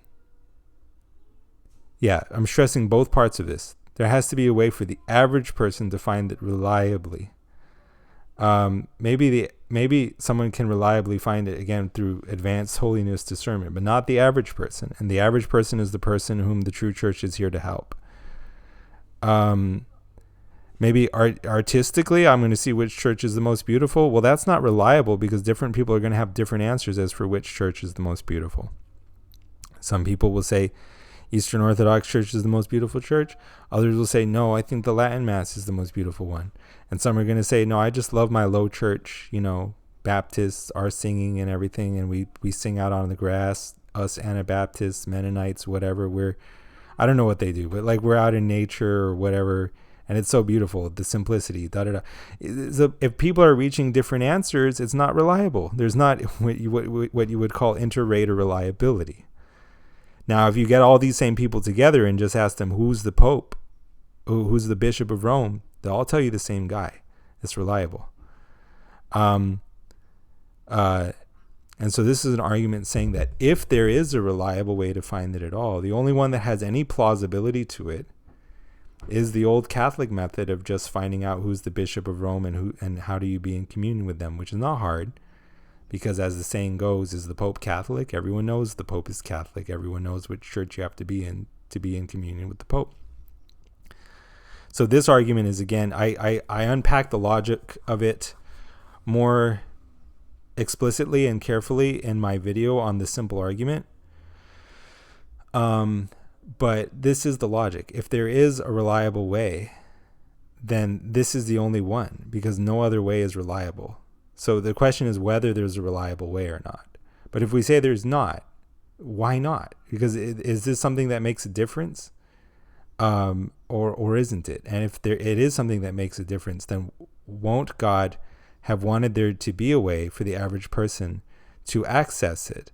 Because if God has set things up in such a way that average people are discriminated against on the grounds of, let's say, for most practical purposes, it's like God is discriminating on intellectual grounds and playing favorites and only giving the smartest among us a chance at maximizing our closeness with him. It doesn't seem right. So this is what the argument is about. So now, we already kind of talked about the year of three popes objection. I'll address it again. People are going to point out that there were periods in history when there was more than one claimant to the papacy. Obviously, this caused a lot of confusion. I'm not trying to minimize this. But what I am asking is that, first of all, did these last a very long time? Not very long in the grand scheme of things. Second of all, did they have any actual impact on the doctrines and practices that were believed and practiced by everyone in that time period and in those places, which is basically medieval Europe or a little after that, Renaissance-ish, 1400s-ish. Well, no, I don't think so. It might have had an impact on, again, where you actually go to church and which bishop you're in communion with, if different ones are in communion with different claimants to the papacy, which is a problem, which is bad. But if you take the cash value of the papacy as pointing you to the fullness of correct theology, i.e., all those good doctrines and practices, at least to the extent that you can understand them, the doctrines, that is, I don't know that cash value is actually really realistically impacted by any kind of historical confusion over who the Pope may have been at certain time periods, and that we can view as Catholics as a kind of providence from God, that he did not let the schism be so long-lived that there were actual substantive differences in doctrine that developed as a result. So the RSA means the revised simple argument. Let's look at some objections to it. most people don't use this argument to find out which church is the true church. So I concede this, at least in the case of non-Catholics, but it's not my only argument, as we'll see.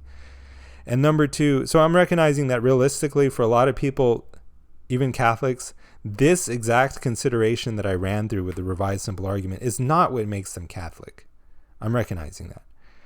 I'm recognizing that for a lot of people, it's other things. And really, for the most part, it's kind of like who's showing up, who has the visibility and the presence throughout most of history, especially. I think that's what counted the most as far as what decision people made, as far as what church they would be in. Because really, people were just whatever church, they were just members of whatever church was near them. This is going to be the case for Eastern Orthodoxy. A lot of countries that have historically been Eastern Orthodox, there's not really Catholic churches there. For historical, geopolitical, socio-cultural reasons. And so you're just kind of whatever church is nearby you. And that's the case for a lot of Protestants too. But the idea that no one is ever using the papacy to find out, the idea that no one is ever throwing up their hands and saying, well, there must be some simple way to recognize which church is the true church. I'll use the papacy to find this out. The idea that no one is doing this is totally wrong, especially historically, because, people are always looking at the Pope in that way for that reason. It's certainly in Catholicism and I think there was another point I was going to make and I just kind of forgot. And I mean, even in so like when I'm looking at the debate on the Filioque, for example, this is where I saw this comment, and I could be misremembering it a little bit. It was a debate between David Erhan and Christian Wagner, very high level on the Filioque. And one of the comments was that the Filioque is the doctrine, by the way, that the Holy Spirit proceeds from both the Father and the Son. This is a signal point of division historically and now between the Catholic Church and the Eastern Orthodox Church. So if you're discerning just between those two, you'd be very wise to restrict your attention to that debate, because basically, if you're assuming that the true church is one that is always going to have all true views, this is going to be a decisive question, because if the Eastern Orthodox are wrong on this, they can't be the true church. Same thing with the Catholic Church. If they're wrong on the Filioque, they can't be the true church. So if you just spend all your time and attention discerning that and studying that, not that it's actually that easy of a debate to understand, but if you spend all your time and attention discerning that, then that should be pretty decisive. But the commenter on this debate said, it can't be that God wants us to actually figure out which church is true based on, our ability to understand debates like this. I'm heavily paraphrasing. Therefore, this makes me either want to remain or become Catholic. I can't remember what they said, but you can see people like this conclusion dawning on people. I'm not the only one. But granted, again, I am kind of realistically acknowledging that in the majority of the cases, this kind of thing may not in and of itself be front and center in the minds of most people, even most people who are Catholic. But that's not really the point. The point is that if we assume the goodness of God is such that there is a reliable way to find the true church, even for a non-theologian, I mean, even theologians are in disagreement, so it doesn't help you to be a theologian. But if you assume the goodness of God is such that he must have made a reliable way for the average person to find it, then there's only one candidate method that is even plausibly reliable, and that is the Catholic method. So this is a valid way to know. I would contend, based on the premises. You have to reject the premises in order for it to not be valid. In order for it to not be sound, it's valid. At least in such a tautological formulation as this, it's certainly valid. All right. So we're moving on to the second argument. The second argument is kind of more so looking at all the other things that in practice God really uses to cause someone to join a certain church and remain in that church. And so, Proposition P says, the P is for providence, to the extent that God is capable of acting providentially in the world at all, we would expect him to act in such a way as to maximize the spread, like let's say the geographical spread, and the historical or temporal spread of the true church / the fullness of correct theology by guaranteeing and or maximizing those things that serve to attract people to the church and keep them in it, including but not limited to the church's visibility / worldwide, physical presence, the church's beauty. The beauty draws people in. We can also say the holiness of the saints, but then people are so quick to hedge that. The rationality of its views, whether we're talking just theology or whether we're talking sort of apologetics, as regards non-believers, vis-a-vis non-believers. And then miracles, signs, and wonders like Fatima, the miracle of Fatima, all these things. Now, conversely, all else equal, we would expect the true church to be the one with the greatest geographical spread. So this is P star. Given the importance of theology along the lines of I star, we would expect God to maximize the number of believers who at least profess to hold the fullness of correct theology. Think of how Christianity is the dominant world religion, despite the fact that many, if not most, of those who claim to be Christian are less than serious. Hence, in deciding which Christian church is the true church, we face strong pressure to select the Christian church with the most members. Alternative. So why did I include this slide? I don't know. It might be interesting to read it, though.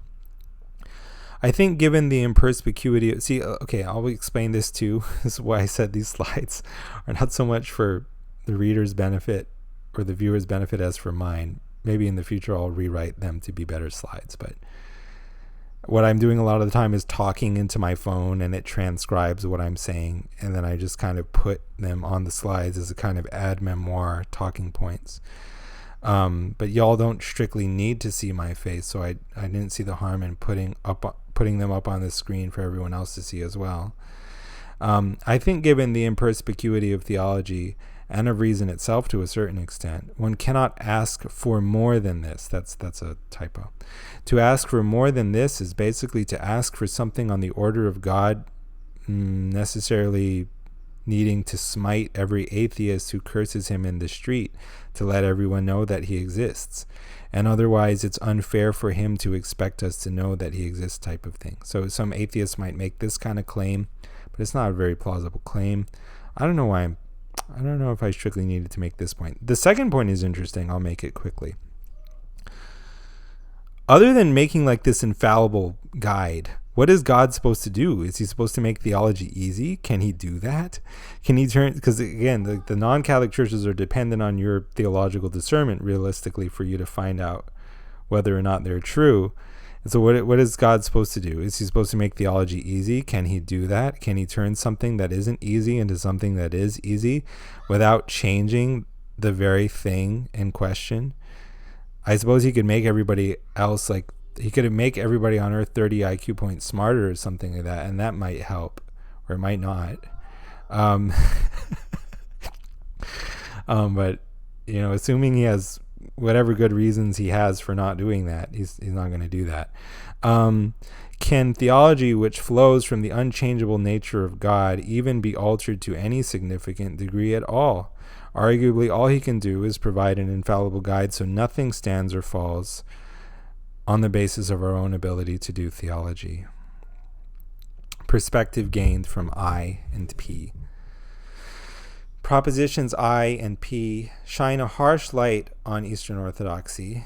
This slide is a little bit polemical. I'm going to try to tone it down. That we normally, see again, I'm writing notes to myself, that we normally fail to notice the full significance of. See, I just threw these slides together by taking these notes I already knew I had. I didn't necessarily have the time to go and rewrite them all. It actually, believe it or not, took a lot of time just to put up these slides. So propositions I and P shine a harsh light of truth on Eastern Orthodoxy that we normally fail to notice the full significance of.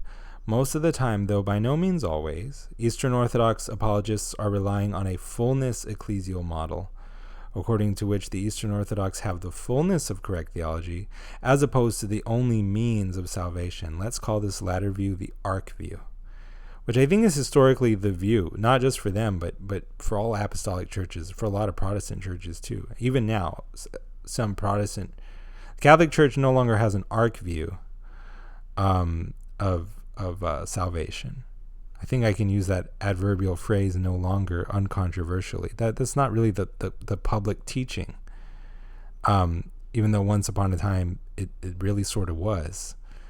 And again, whether or not that discrepancy invalidates Catholicism as a contender for the status of the true church, I have more to say about that, but let's ignore this for now. There's even some Protestant churches that would say that, unless you believe like us, you're not going to heaven. So that's an archetype view, but how to put it? This view has consequences. I'll explain. I think the reason they do this, problematic consequences, I think the reason the Eastern Orthodox assume this fullness model rather than the ark model most of the time is that on some level even they recognize what a dismal failure of providence it would be if the only means of salvation were so thinly distributed as to be found only where the EO church can be found. And I say dismal failure advisedly because for most parts of the world the call or the warning, it never even went out. The Eastern Orthodox Church was never even there. And it seems to be the biblical standard that there's going to be a call or a warning. It's like, go warn your brother. And if he listens, and if he doesn't listen, his blood won't be on your head. But if you don't warn your brother's blood is going to be on your head. And Jonah goes out to give the call at Nineveh. And Jesus says, woe to you, Bethsaida and Chorazin, I want to say. Because if Tyre and Sidon had seen the miracles I performed in you, they would have repented. So it's going to be worse for you, Bethsaida and Chorazin, on Judgment Day than for other cities, because you had more grace, And so it's the idea, like, the biblical idea is like there's God is not really reckoning culpability until he himself puts out that call and the warning. And then he is. But in a lot of cases, like the Eastern Orthodox Church was never even there, and you're saying they're the only way you can be saved. The strict ark model, it seems like a dismal failure of providence. So the fullness model would make much more sense, for the Eastern Orthodox apologists to adopt. It's the one that I would adopt if I were one. But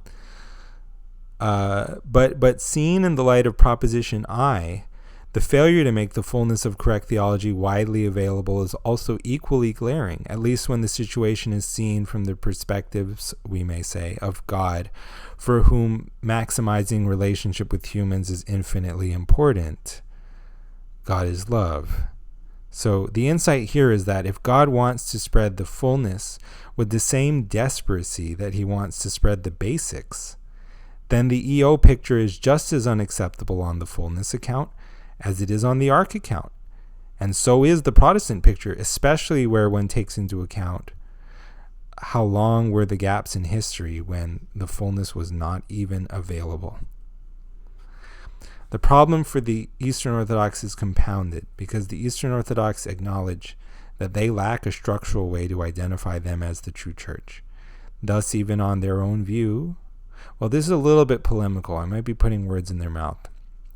I want to tone it down. Don't receive the slide as my official stance. Please receive my spoken words as closer to my official stance.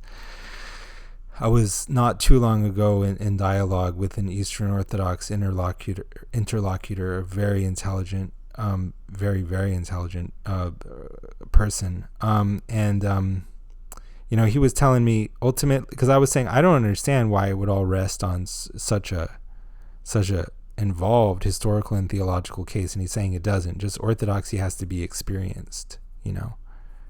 Well, I pointed out that others have experienced it and still apostatized, or maybe they're not apostates on the fullness model, but they left to join another church.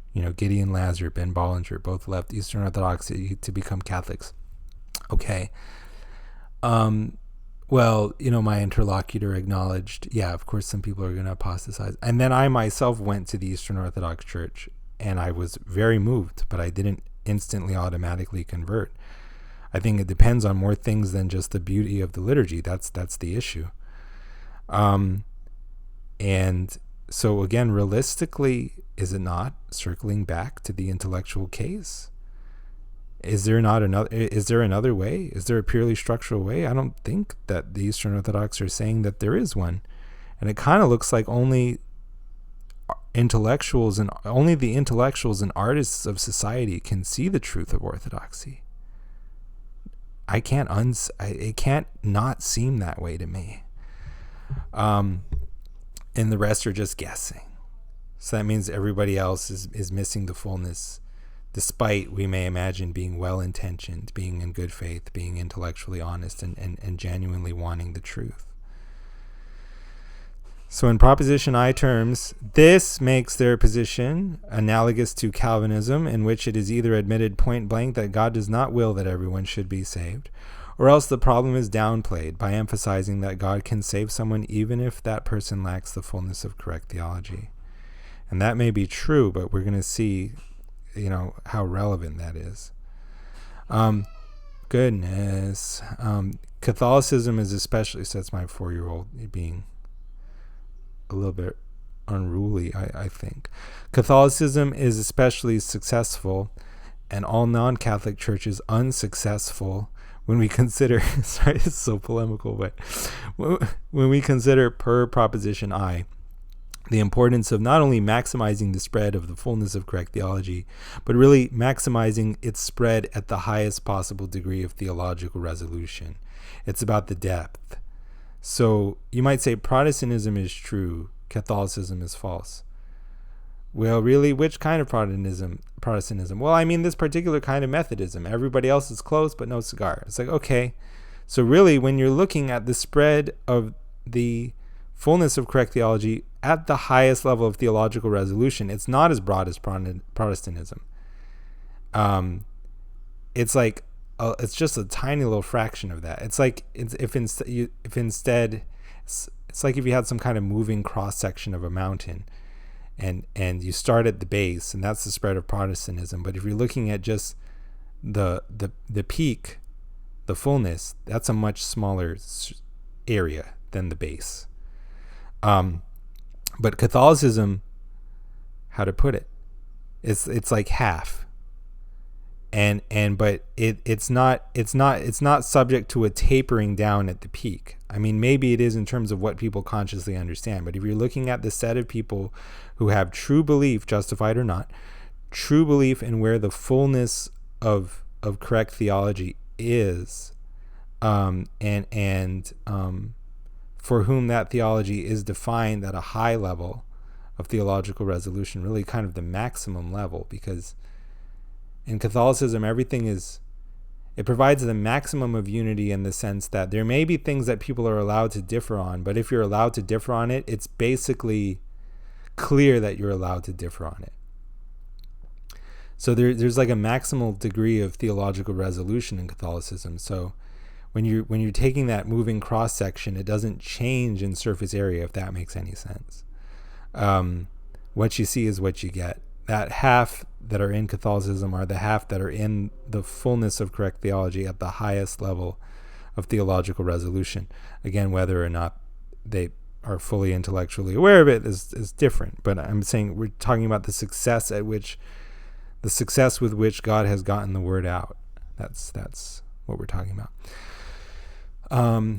If the Eastern Orthodox deny the idea that God can providentially ensure truth's spread, then how to explain that generic Christianity is the world's dominant religion. So, I mean, theoretically, one could say, well, God can flex his providential muscles, but that's impacting people's free will at a certain point. And I think we all recognize that, because maybe we could say God would make theology so important he would just put it on some kind of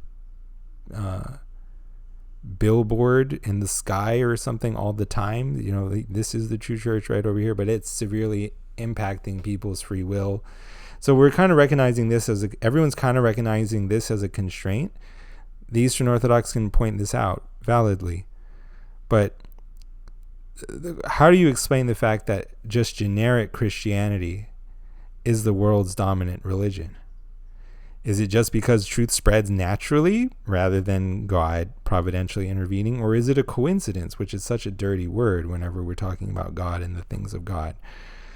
Either answer is bad for the Eastern Orthodox, given that Catholicism is the dominant flavor of Christianity. Again, it's not necessarily decisive, but I'm just pointing out problems as part of this case, and there's still more of the case to be made. So here is a different way to, instead of proposition P, we can look at Q. And Q in this case is simply chosen because it follows the letter P in the alphabet. I think you guys can tell I'm not the best at titles or coming up with names for stuff. I have a preference for simple anyway.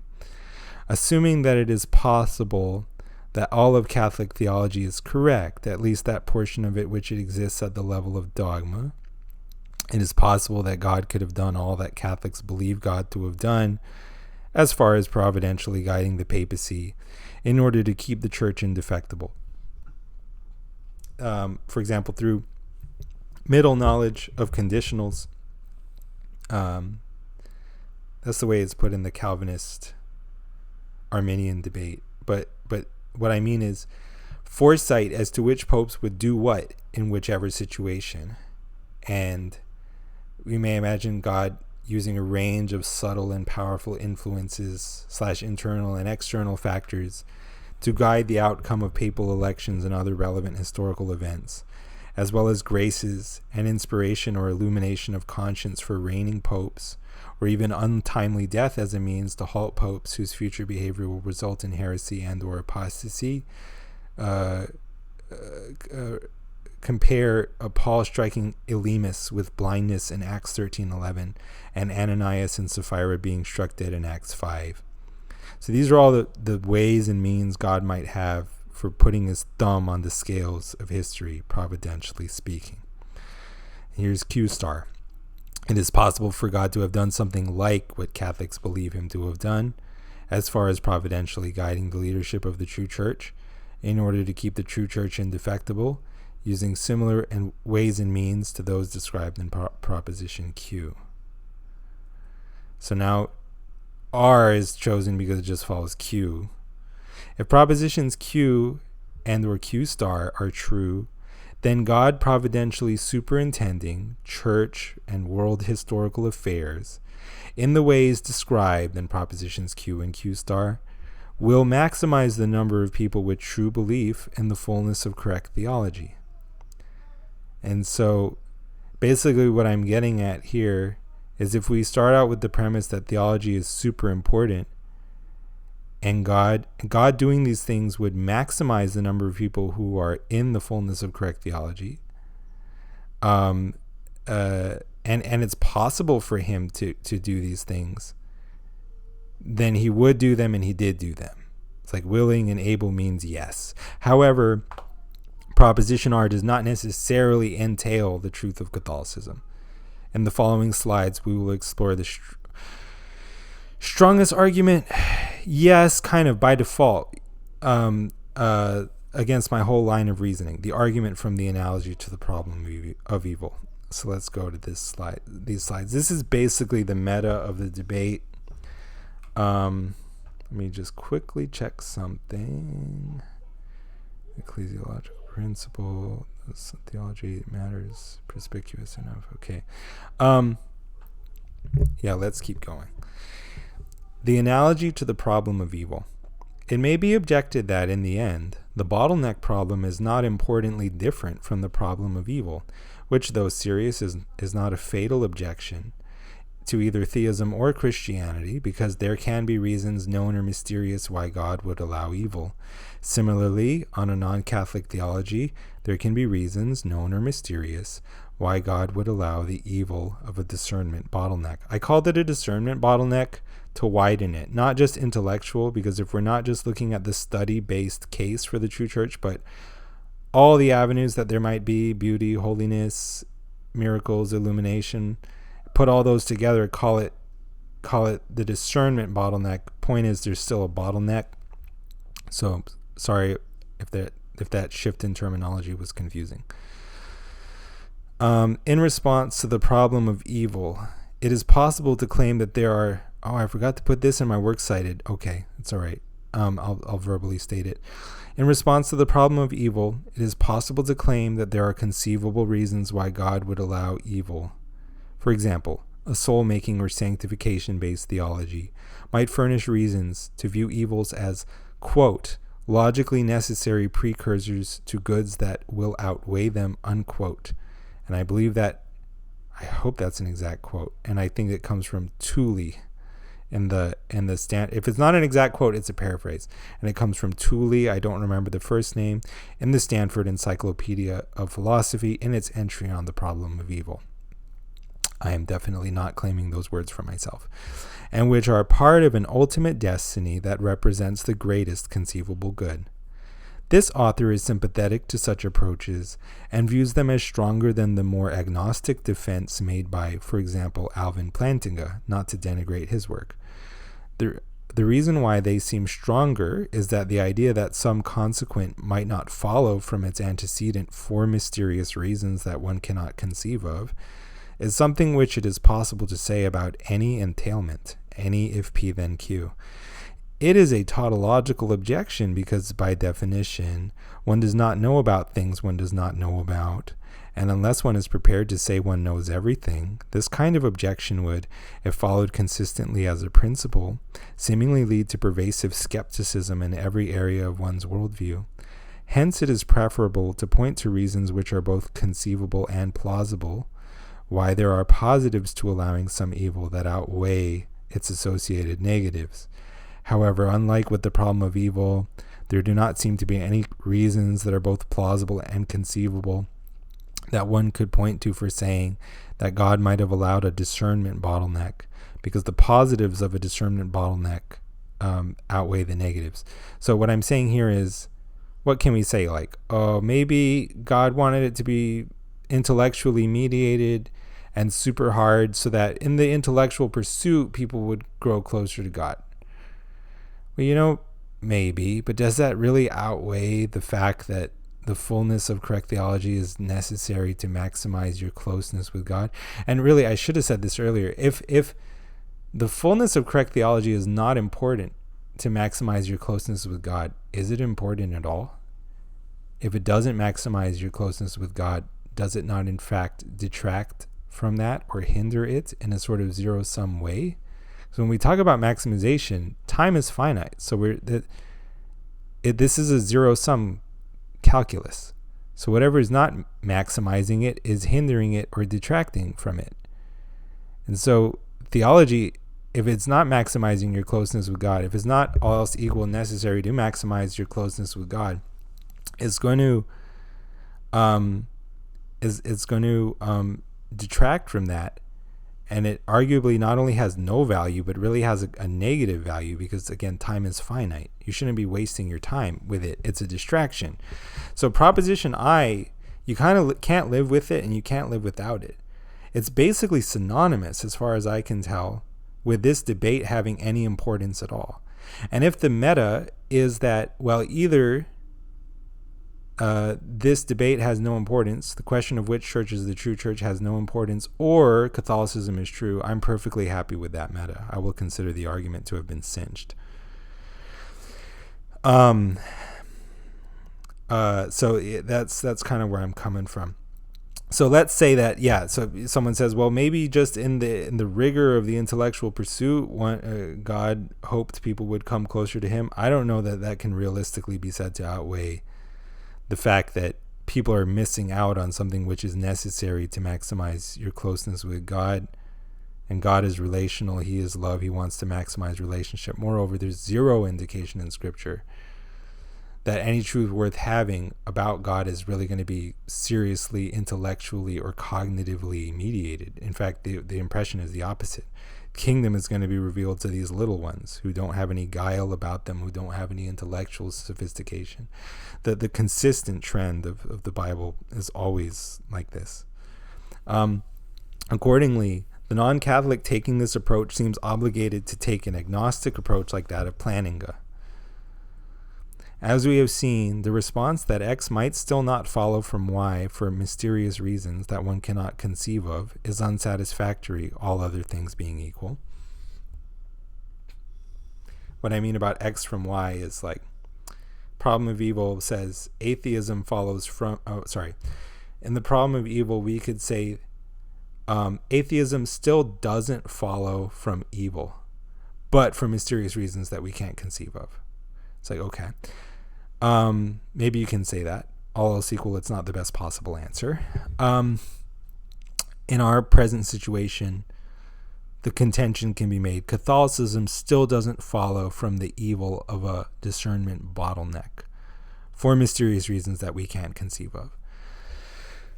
To say this is basically to concede the force of the objection while recording that one remains unconvinced. Whether or not it is rational to remain unconvinced depends on what the antecedent probability of X is on your view. That is, on whether you have other good and solid reasons to doubt X. So I'm really just saying in an unnecessarily fancy way that I can talk about a discernment bottleneck all day, and that this favors Catholicism, all else equal. If you have really what you perceive to be really strong theological reasons to doubt Catholicism, you're not going to be convinced by my argument.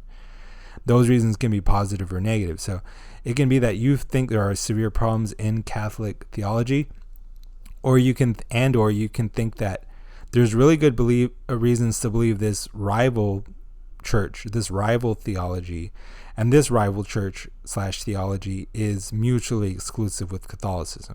Either one. So that's all I'm saying. In the case of the Problem of Evil, this is not an irrational move because there are other good reasons to believe in God's existence, even if one cannot tell the reason for the world's evils.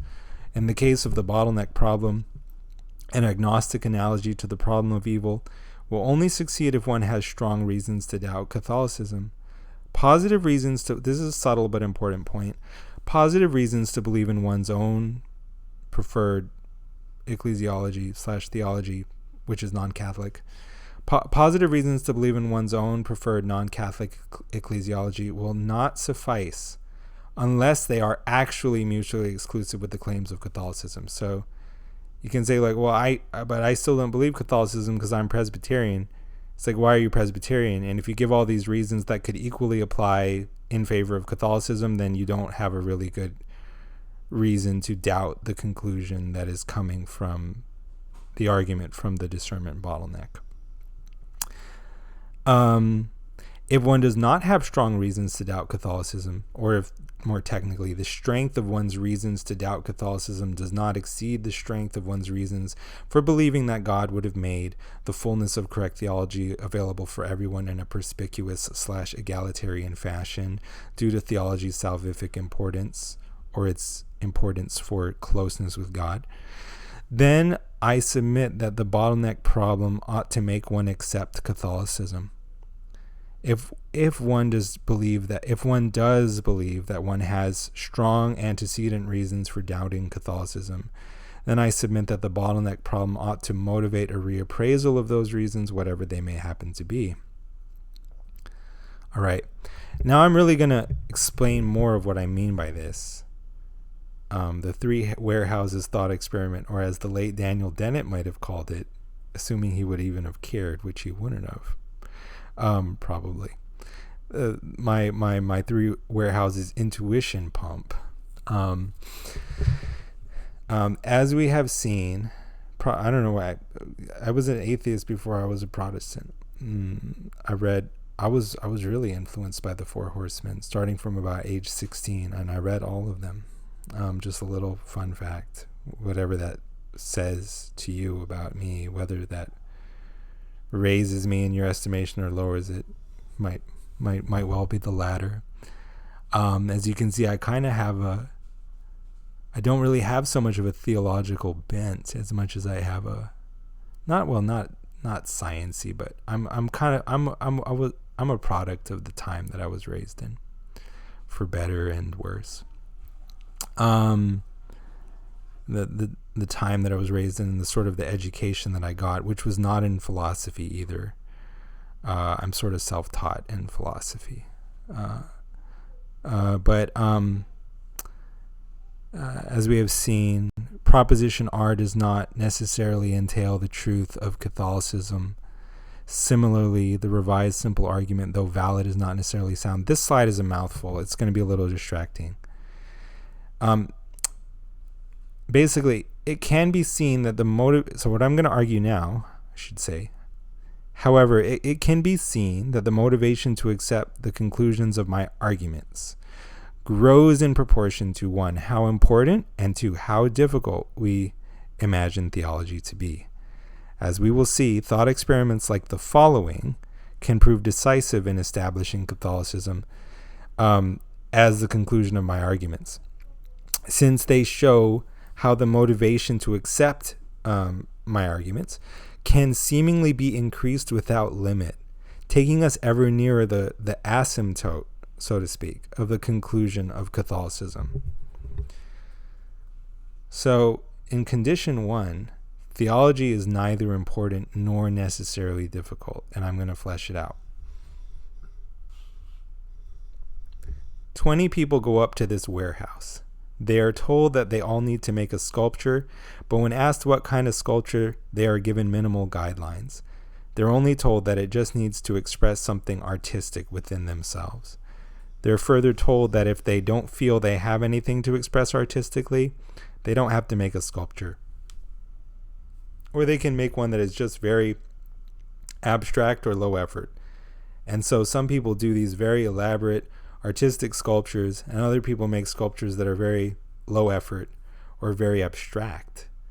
We may also suppose there is a strange character among the 20 who claims he has a secret arrangement with the warehouse owner, whereby the warehouse owner will flash a secret signal recognizable to the strange character alone if the strange character at any point makes his sculpture quote-unquote wrong.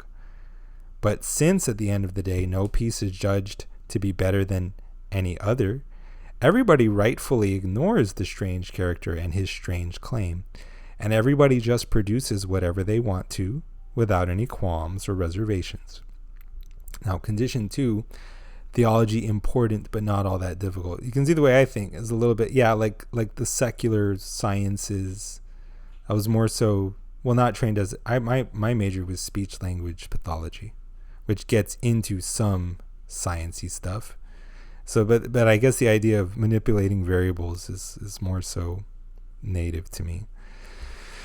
In condition 2, theology is important but not all that difficult. 20, let's say, not the same people, but 20 people go to a warehouse in which they are told that they must all make a watertight boat that will enable them to paddle across a small, calm lake. There is again, among the 20, a strange character, doesn't have to be the same guy, a strange character who says he has a secret arrangement with the owner of the warehouse, who is basically God for our purposes, and the strange character is the Pope. Spoiler alert. The strange character says he has a secret arrangement with the owner of the warehouse, whereby the owner of the warehouse will flash a secret signal recognizable to the strange character alone, that every time the strange character builds his boat wrong, he'll get that signal, and so he'll know to correct himself, and anyone who's patterning their boat after the strange character's boat is going to be safeguarded from error, is this idea. And so the boats correspond to your theology, basically. Your understanding of God is serving a purpose. It's helping you sort of cross the lake of this life with its temptations and its spiritual dangers. and taking you to the far shore of eternal life. Very important. You don't want your boat to sink and drown. You want to reach that shore. With this claim as his selling point, the strange character tries to convince everyone else in the warehouse to pattern their boats after his. However, the other members of the 20 express really justifiable skepticism and go off to make their own boats. Technically, the other members of the 20 won't know if their boats are up to the task for which they're being constructed until they're actually put out on the lake and used. But it's reasonable to suppose that at least a lot of them will make boats that will be up to the task. All they really have to do is make something that floats and then make an oar to paddle with. Probably anyone who failed to make a lake-worthy or watertight boat under these conditions was just not really working very hard at the task. There were probably enough good models to imitate that one could have done this simply by imitating somebody else. So, this is corresponding to the case that a lot of Protestants talk this way. I'm not talking bad. We're not trying to, but this is the way it is a lot of the time at Protestant churches. Like, it's not that hard. It's all there in the Bible. You can't really fail at it. It's our dispensationalist rapture, theology is all super perspicuously there, despite the fact that it was never appreciated for the first 19 centuries of Christian history. It's this kind of idea. So yeah, it's very important, but don't worry, it's not that hard. Moreover, note that the claims that the strange character was making about knowing the owner of the warehouse are arguably not super plausible in and of themselves. So it may have been more rational for the other people in the party to do what they did and just ignore what the strange character was saying and go and make their own boats in this condition, because the likelihood that they could make a watertight boat by themselves was not all that low. And it was greater than the likelihood that the strange character was telling the truth.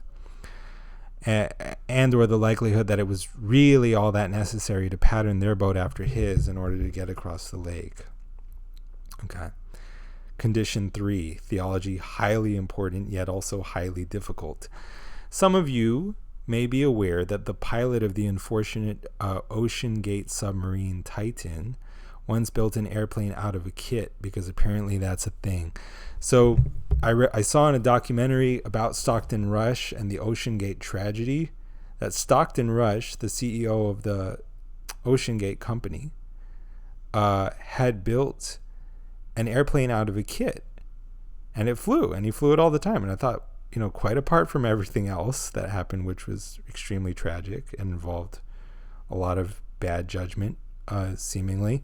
Quite apart from everything else, what he did is really cool. I didn't know you could do that. So let's assume people are doing that. In this condition, let's suppose that 20 people, again, not necessarily the same people, go up to a warehouse and they are told that out of a kit, each one is getting an identical kit, they must each make a sort of novel aircraft whose mechanism of propulsion is not commonly understood. We may even suppose that some people in this group have an aerospace background or at least a physics background, but nobody has experience, let's suppose, building this type of aircraft. And they ultimately have to test this aircraft by flying it to Canada.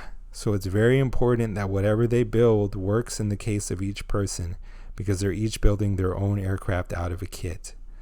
As in the previous two examples, a strange character once again speaks up saying, I know this looks tough, guys, but guess what? I know the owner of the warehouse. And we have an arrangement where if I'm building my craft wrong, he's going to let me know through some discrete signal recognizable only to me. And so if you copy me, you'll be guaranteed to have an aircraft that is flight-worthy. But critically, he continues, you are only guaranteed to have a flight-worthy aircraft if you make the decision to copy me from start to finish. If you don't copy me from start to finish, the strange character says, you just have to follow the instructions in your kit to the best of your ability. But it's like if I'm building a weird new aircraft out of a kit, I'm not necessarily all that confident in my ability to follow the instructions. In this situation, it seems to me that the others may doubt him or they may not, but if they want to be guaranteed to have a flight-worthy aircraft, the only condition under which they can be guaranteed to have one is the condition under which A, the strange character is telling the truth, and B, they copy him. They pattern their aircraft after his. They may not have in and of themselves very firm grounds to know that this person is telling the truth, but he is in effect their only hope. I'm thinking of a scene from the movie Inception here. So let me, just to kind of explain this logic, I gotta go to my clip here and play the clip from about 3:05.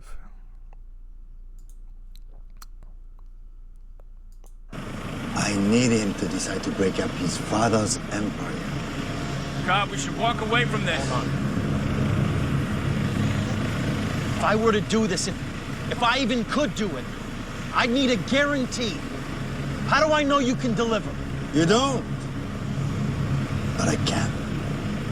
So, do you want to take a leap of faith? It's basically this kind of high-stakes situation. He may be saying something that's quite implausible, but they don't have any other choice. And what I would really want to call attention to, something very interesting, is that what appears to be brought out, one of the things that appears to be brought out by this thought experiment, in addition to what I hope is the fairness of my general conclusion that the more we suppose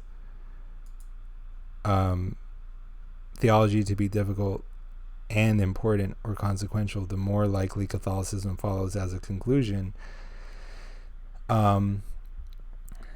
There's something happening here in the thought experiment where the logic of theism, where God is expected to provide everything needful, it can have the result of shifting the plausibility of something which is implausible in one context and making it the same thing be plausible in another, if that is the only thing that can even remotely fit the bill for some expected way or means that is required for the solution of a certain problem. In this case, what's going on is, the only way they can all be guaranteed to get to Canada safely is if they all are guaranteed to build the aircraft correctly. The only way they can all be guaranteed to do that is if they all pattern their aircraft after the strange character's aircraft. In a similar way, if we're imagining that theology has a right and wrong to it, but it's very difficult, so like assembling your theology is a matter of great complexity, yet it's also extremely important, and you don't want to make any mistakes in it, then the only way you're going to be guaranteed to have assembled your theology correctly, so to speak, is if you pattern it after like this kind of divinely protected example. And so if there's only one, what this means is there needs to be somebody on the ground in the real world that you can follow. If it's just your personal relationship with God, that's analogous to you just following the instructions to the best of your own ability. But from the fact that not everybody's aircraft looks the same way when they all follow the instructions based on their own ability, or from the fact that not everyone's theology looks the same way when they all just trust their personal walk with the Holy Spirit to deliver them into the fullness of all truth. From that fact that that's not an intrinsically reliable method. But if we have this extremely high stakes view where theology there is a right and wrong to it, and is very, very difficult and very complex, but very important, then again, the only way you're guaranteed is if you have some condition where everybody is patterning their highly intricate model after some concrete model in the real world. And they all come up with the same exact aircraft, within all the same specifications and parameters, basically. And because this strange character is the only way that this can be guaranteed, barring some even more implausible miracle where everybody does in fact produce a safe or workable aircraft despite them all not looking the same because God was providentially guiding them. The strange character is the only person He's the only means that's put forward. And so, again, as in the revised simple argument, it may not have been your first guess that, yeah, finding the true church is as simple as just finding out who the Bishop of Rome is. But if it's the only way that is a satisfactory candidate, in that instance, it's the only method that has suitable reliability. If it's the only possible candidate, then that can shift its antecedent probability from being low to being high. That's what I'm trying to say. Now, how relevant or analogous is my analogy? I don't think it's that disanalogous. I think if it is disanalogous, it's that theology is even harder and even more consequential than what's described here. Personally, I'm not in the camp where, like, I would think it's as easy as making a boat. I think it's more like making a strange novel aircraft, and I think it's probably even harder than that to really do it right. But now, of course, there's further stuff to consider here, so let's discuss it. Again, the central tension is between your reasons for doubting Catholicism and the degree to which you think theology is important / hard, including especially for the average person. Given the need to make an accurate aircraft, analogically speaking, one, the only way safety can be guaranteed is if the strange character is telling the truth. Plus, the only way we can have some kind of not unacceptably terrible safety rate is in the condition where God was successful enough at getting the word out that the maximal number of people are flying an aircraft that is guaranteed to be safe. So it's like, depending on the premium that you're putting on safety, you might say, well, yeah, in this condition, 2 guys ended up with an aircraft that was built within acceptable specifications. You would say 2 guys or only 2 guys are flying a safe aircraft. 18 are flying an unsafe aircraft. That's unacceptable. That's analogous to, like, wait, you say only 200 some million people, only the people in Eastern Orthodox countries ended up with a saving theology, and that was the extent of God's providence. It's like, that is this kind of idea.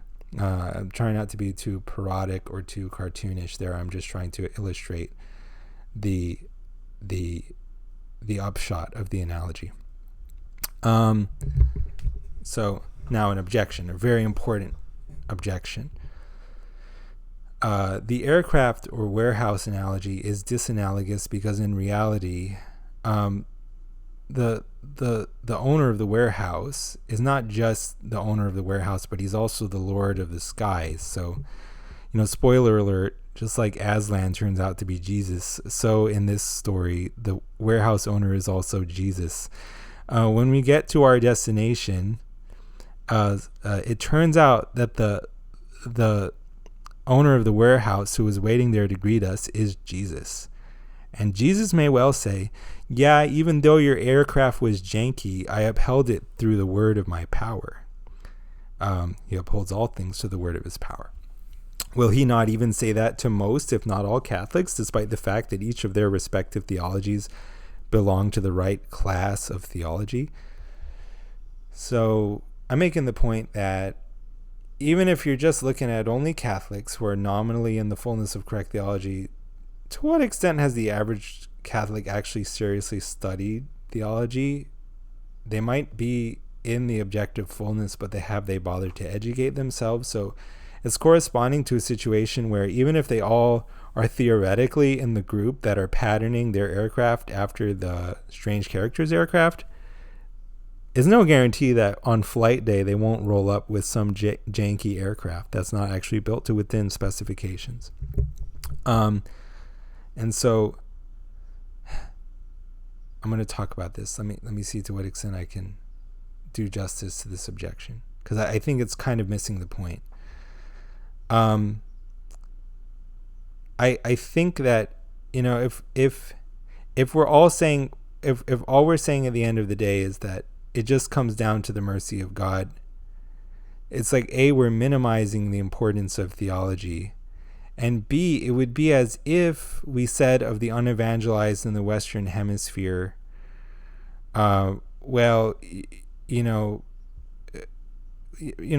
God didn't ever plan to. It's like it would be as if there was this population of people that never received the gospel, and we could say, well, you know what? God doesn't ever need to send them the gospel. He doesn't even plan to, because it doesn't matter whether you have whether the fullness of correct theology is communicated to you via special revelation. Because in the end, the mercy of God is so great. It just that's the only thing that matters. I will say something else. To me, it makes sense, given the maximality of God, that he would have done everything possible, not only on the mercy side, but also on the getting the truth out there side. It's kind of a false dichotomy. That's this objection is coming from. Everyone is going to agree with this in the sense that everyone will affirm that God made it so easy to find the truth. Even the Eastern Orthodox will say that, even given the sort of realistic complexity, historical and theological complexity of the case for the Eastern Orthodox Church as distinct from the Catholic Church, let's say. Even they'll say, no, it's so easy. It's, God in his mercy, he made it so easy. All you have to do is, I don't know what they'll say, but everyone wants to believe it's easy to find out the truth that they believe that they know. Everyone's going to affirm that God made it so easy to find the truth, even the fullness of the truth, but it cannot be denied that on Catholicism, God objectively does more in this department, and quite frankly does a much better job considering the overall imperspicuity of theology that we have touched on. So, in this example, so let's say the owner of the warehouse is also God, and so even though they all made a janky aircraft, he's able to kind of firm it up and uphold those defective aircrafts on the flight day through the word of his power alone. It's like, yeah, sure, but it's missing the point that he can have made it as easy as possible to assemble the aircraft correctly, and that there are reasons to believe that he would, all else equal. Again, it's just this objection, to the extent that it acknowledges the difficulty of theology without acknowledging any kind of real guidance in the equation, without positing that there is any kind of real guidance in the equation, equal to the level of guidance that is represented in a pope, it just makes theology functionally irrelevant. Imagine if, in our analogy, everybody just built their aircraft in a careless and lax way because they expected that God would bail them out on the flight day. That's basically what we arrive at with this objection, and it doesn't seem like it's compatible with an attitude of true reverence toward God, that you wouldn't take great care in the construction of your aircraft, and it also doesn't seem compatible with God's goodness to suppose that because it's really hard, he wouldn't have bothered to make any provision, or because he's very merciful, he wouldn't have bothered to make any provision. It's just a false dichotomy. It's a false conclusion. I will address this kind of related objection, that it may be argued that the problem of the bottleneck is like the problem of the unevangelized in the Western Hemisphere. So this is, prior to the arrival of the gospel, whenever you think it exactly arrived. But just as the problem of the unevangelized, despite being a problem for all Christians, does not impugn God's desire to save everyone, or the importance of the fullness of correct theology, so neither does the bottleneck problem, or so it is argued. Regarding the unevangelized in the Western Hemisphere, if we could say that God expected them to figure it out on their own, either to figure out the fullness or just mere Christianity, then we would have a basis for saying that God expects us to figure theology out on our own. That is, we would have a basis for saying that God wants us to figure out theology on our own and not be guided by a pope, in a similar way to how he expected the people in the Western Hemisphere to figure theology out on their own. But as it stands, to point to the situation of the unevangelized in the Western Hemisphere prior to the arrival of the gospel, the word tribal there is a transcription error. I think it thought I was saying arrival, or I was saying arrival, it thought I was saying tribal. Prior to the arrival of the gospel, whenever you think it exactly arrived, doesn't establish that we ought to figure theology out on our own, because we're not willing to say of the unevangelized that God expected them to figure it out on their own. So it's actually pretty relevant because, okay, special revelation. Is it possible to figure special revelation out on your own? Like, almost by definition, no. Everybody agrees on that. But they didn't have special revelation, at least for a time. Does that mean God was never willing that they should have it? Like, he wasn't even going to bother? No, it doesn't mean that either. But he's so merciful. So it's like, why should he even bother? He shouldn't bother. He shouldn't bother with it. It's like that doesn't follow. And so I'm saying it's the case as well, you know, with my analogy and with our present situation. All right. Let me see. Let's pause right here.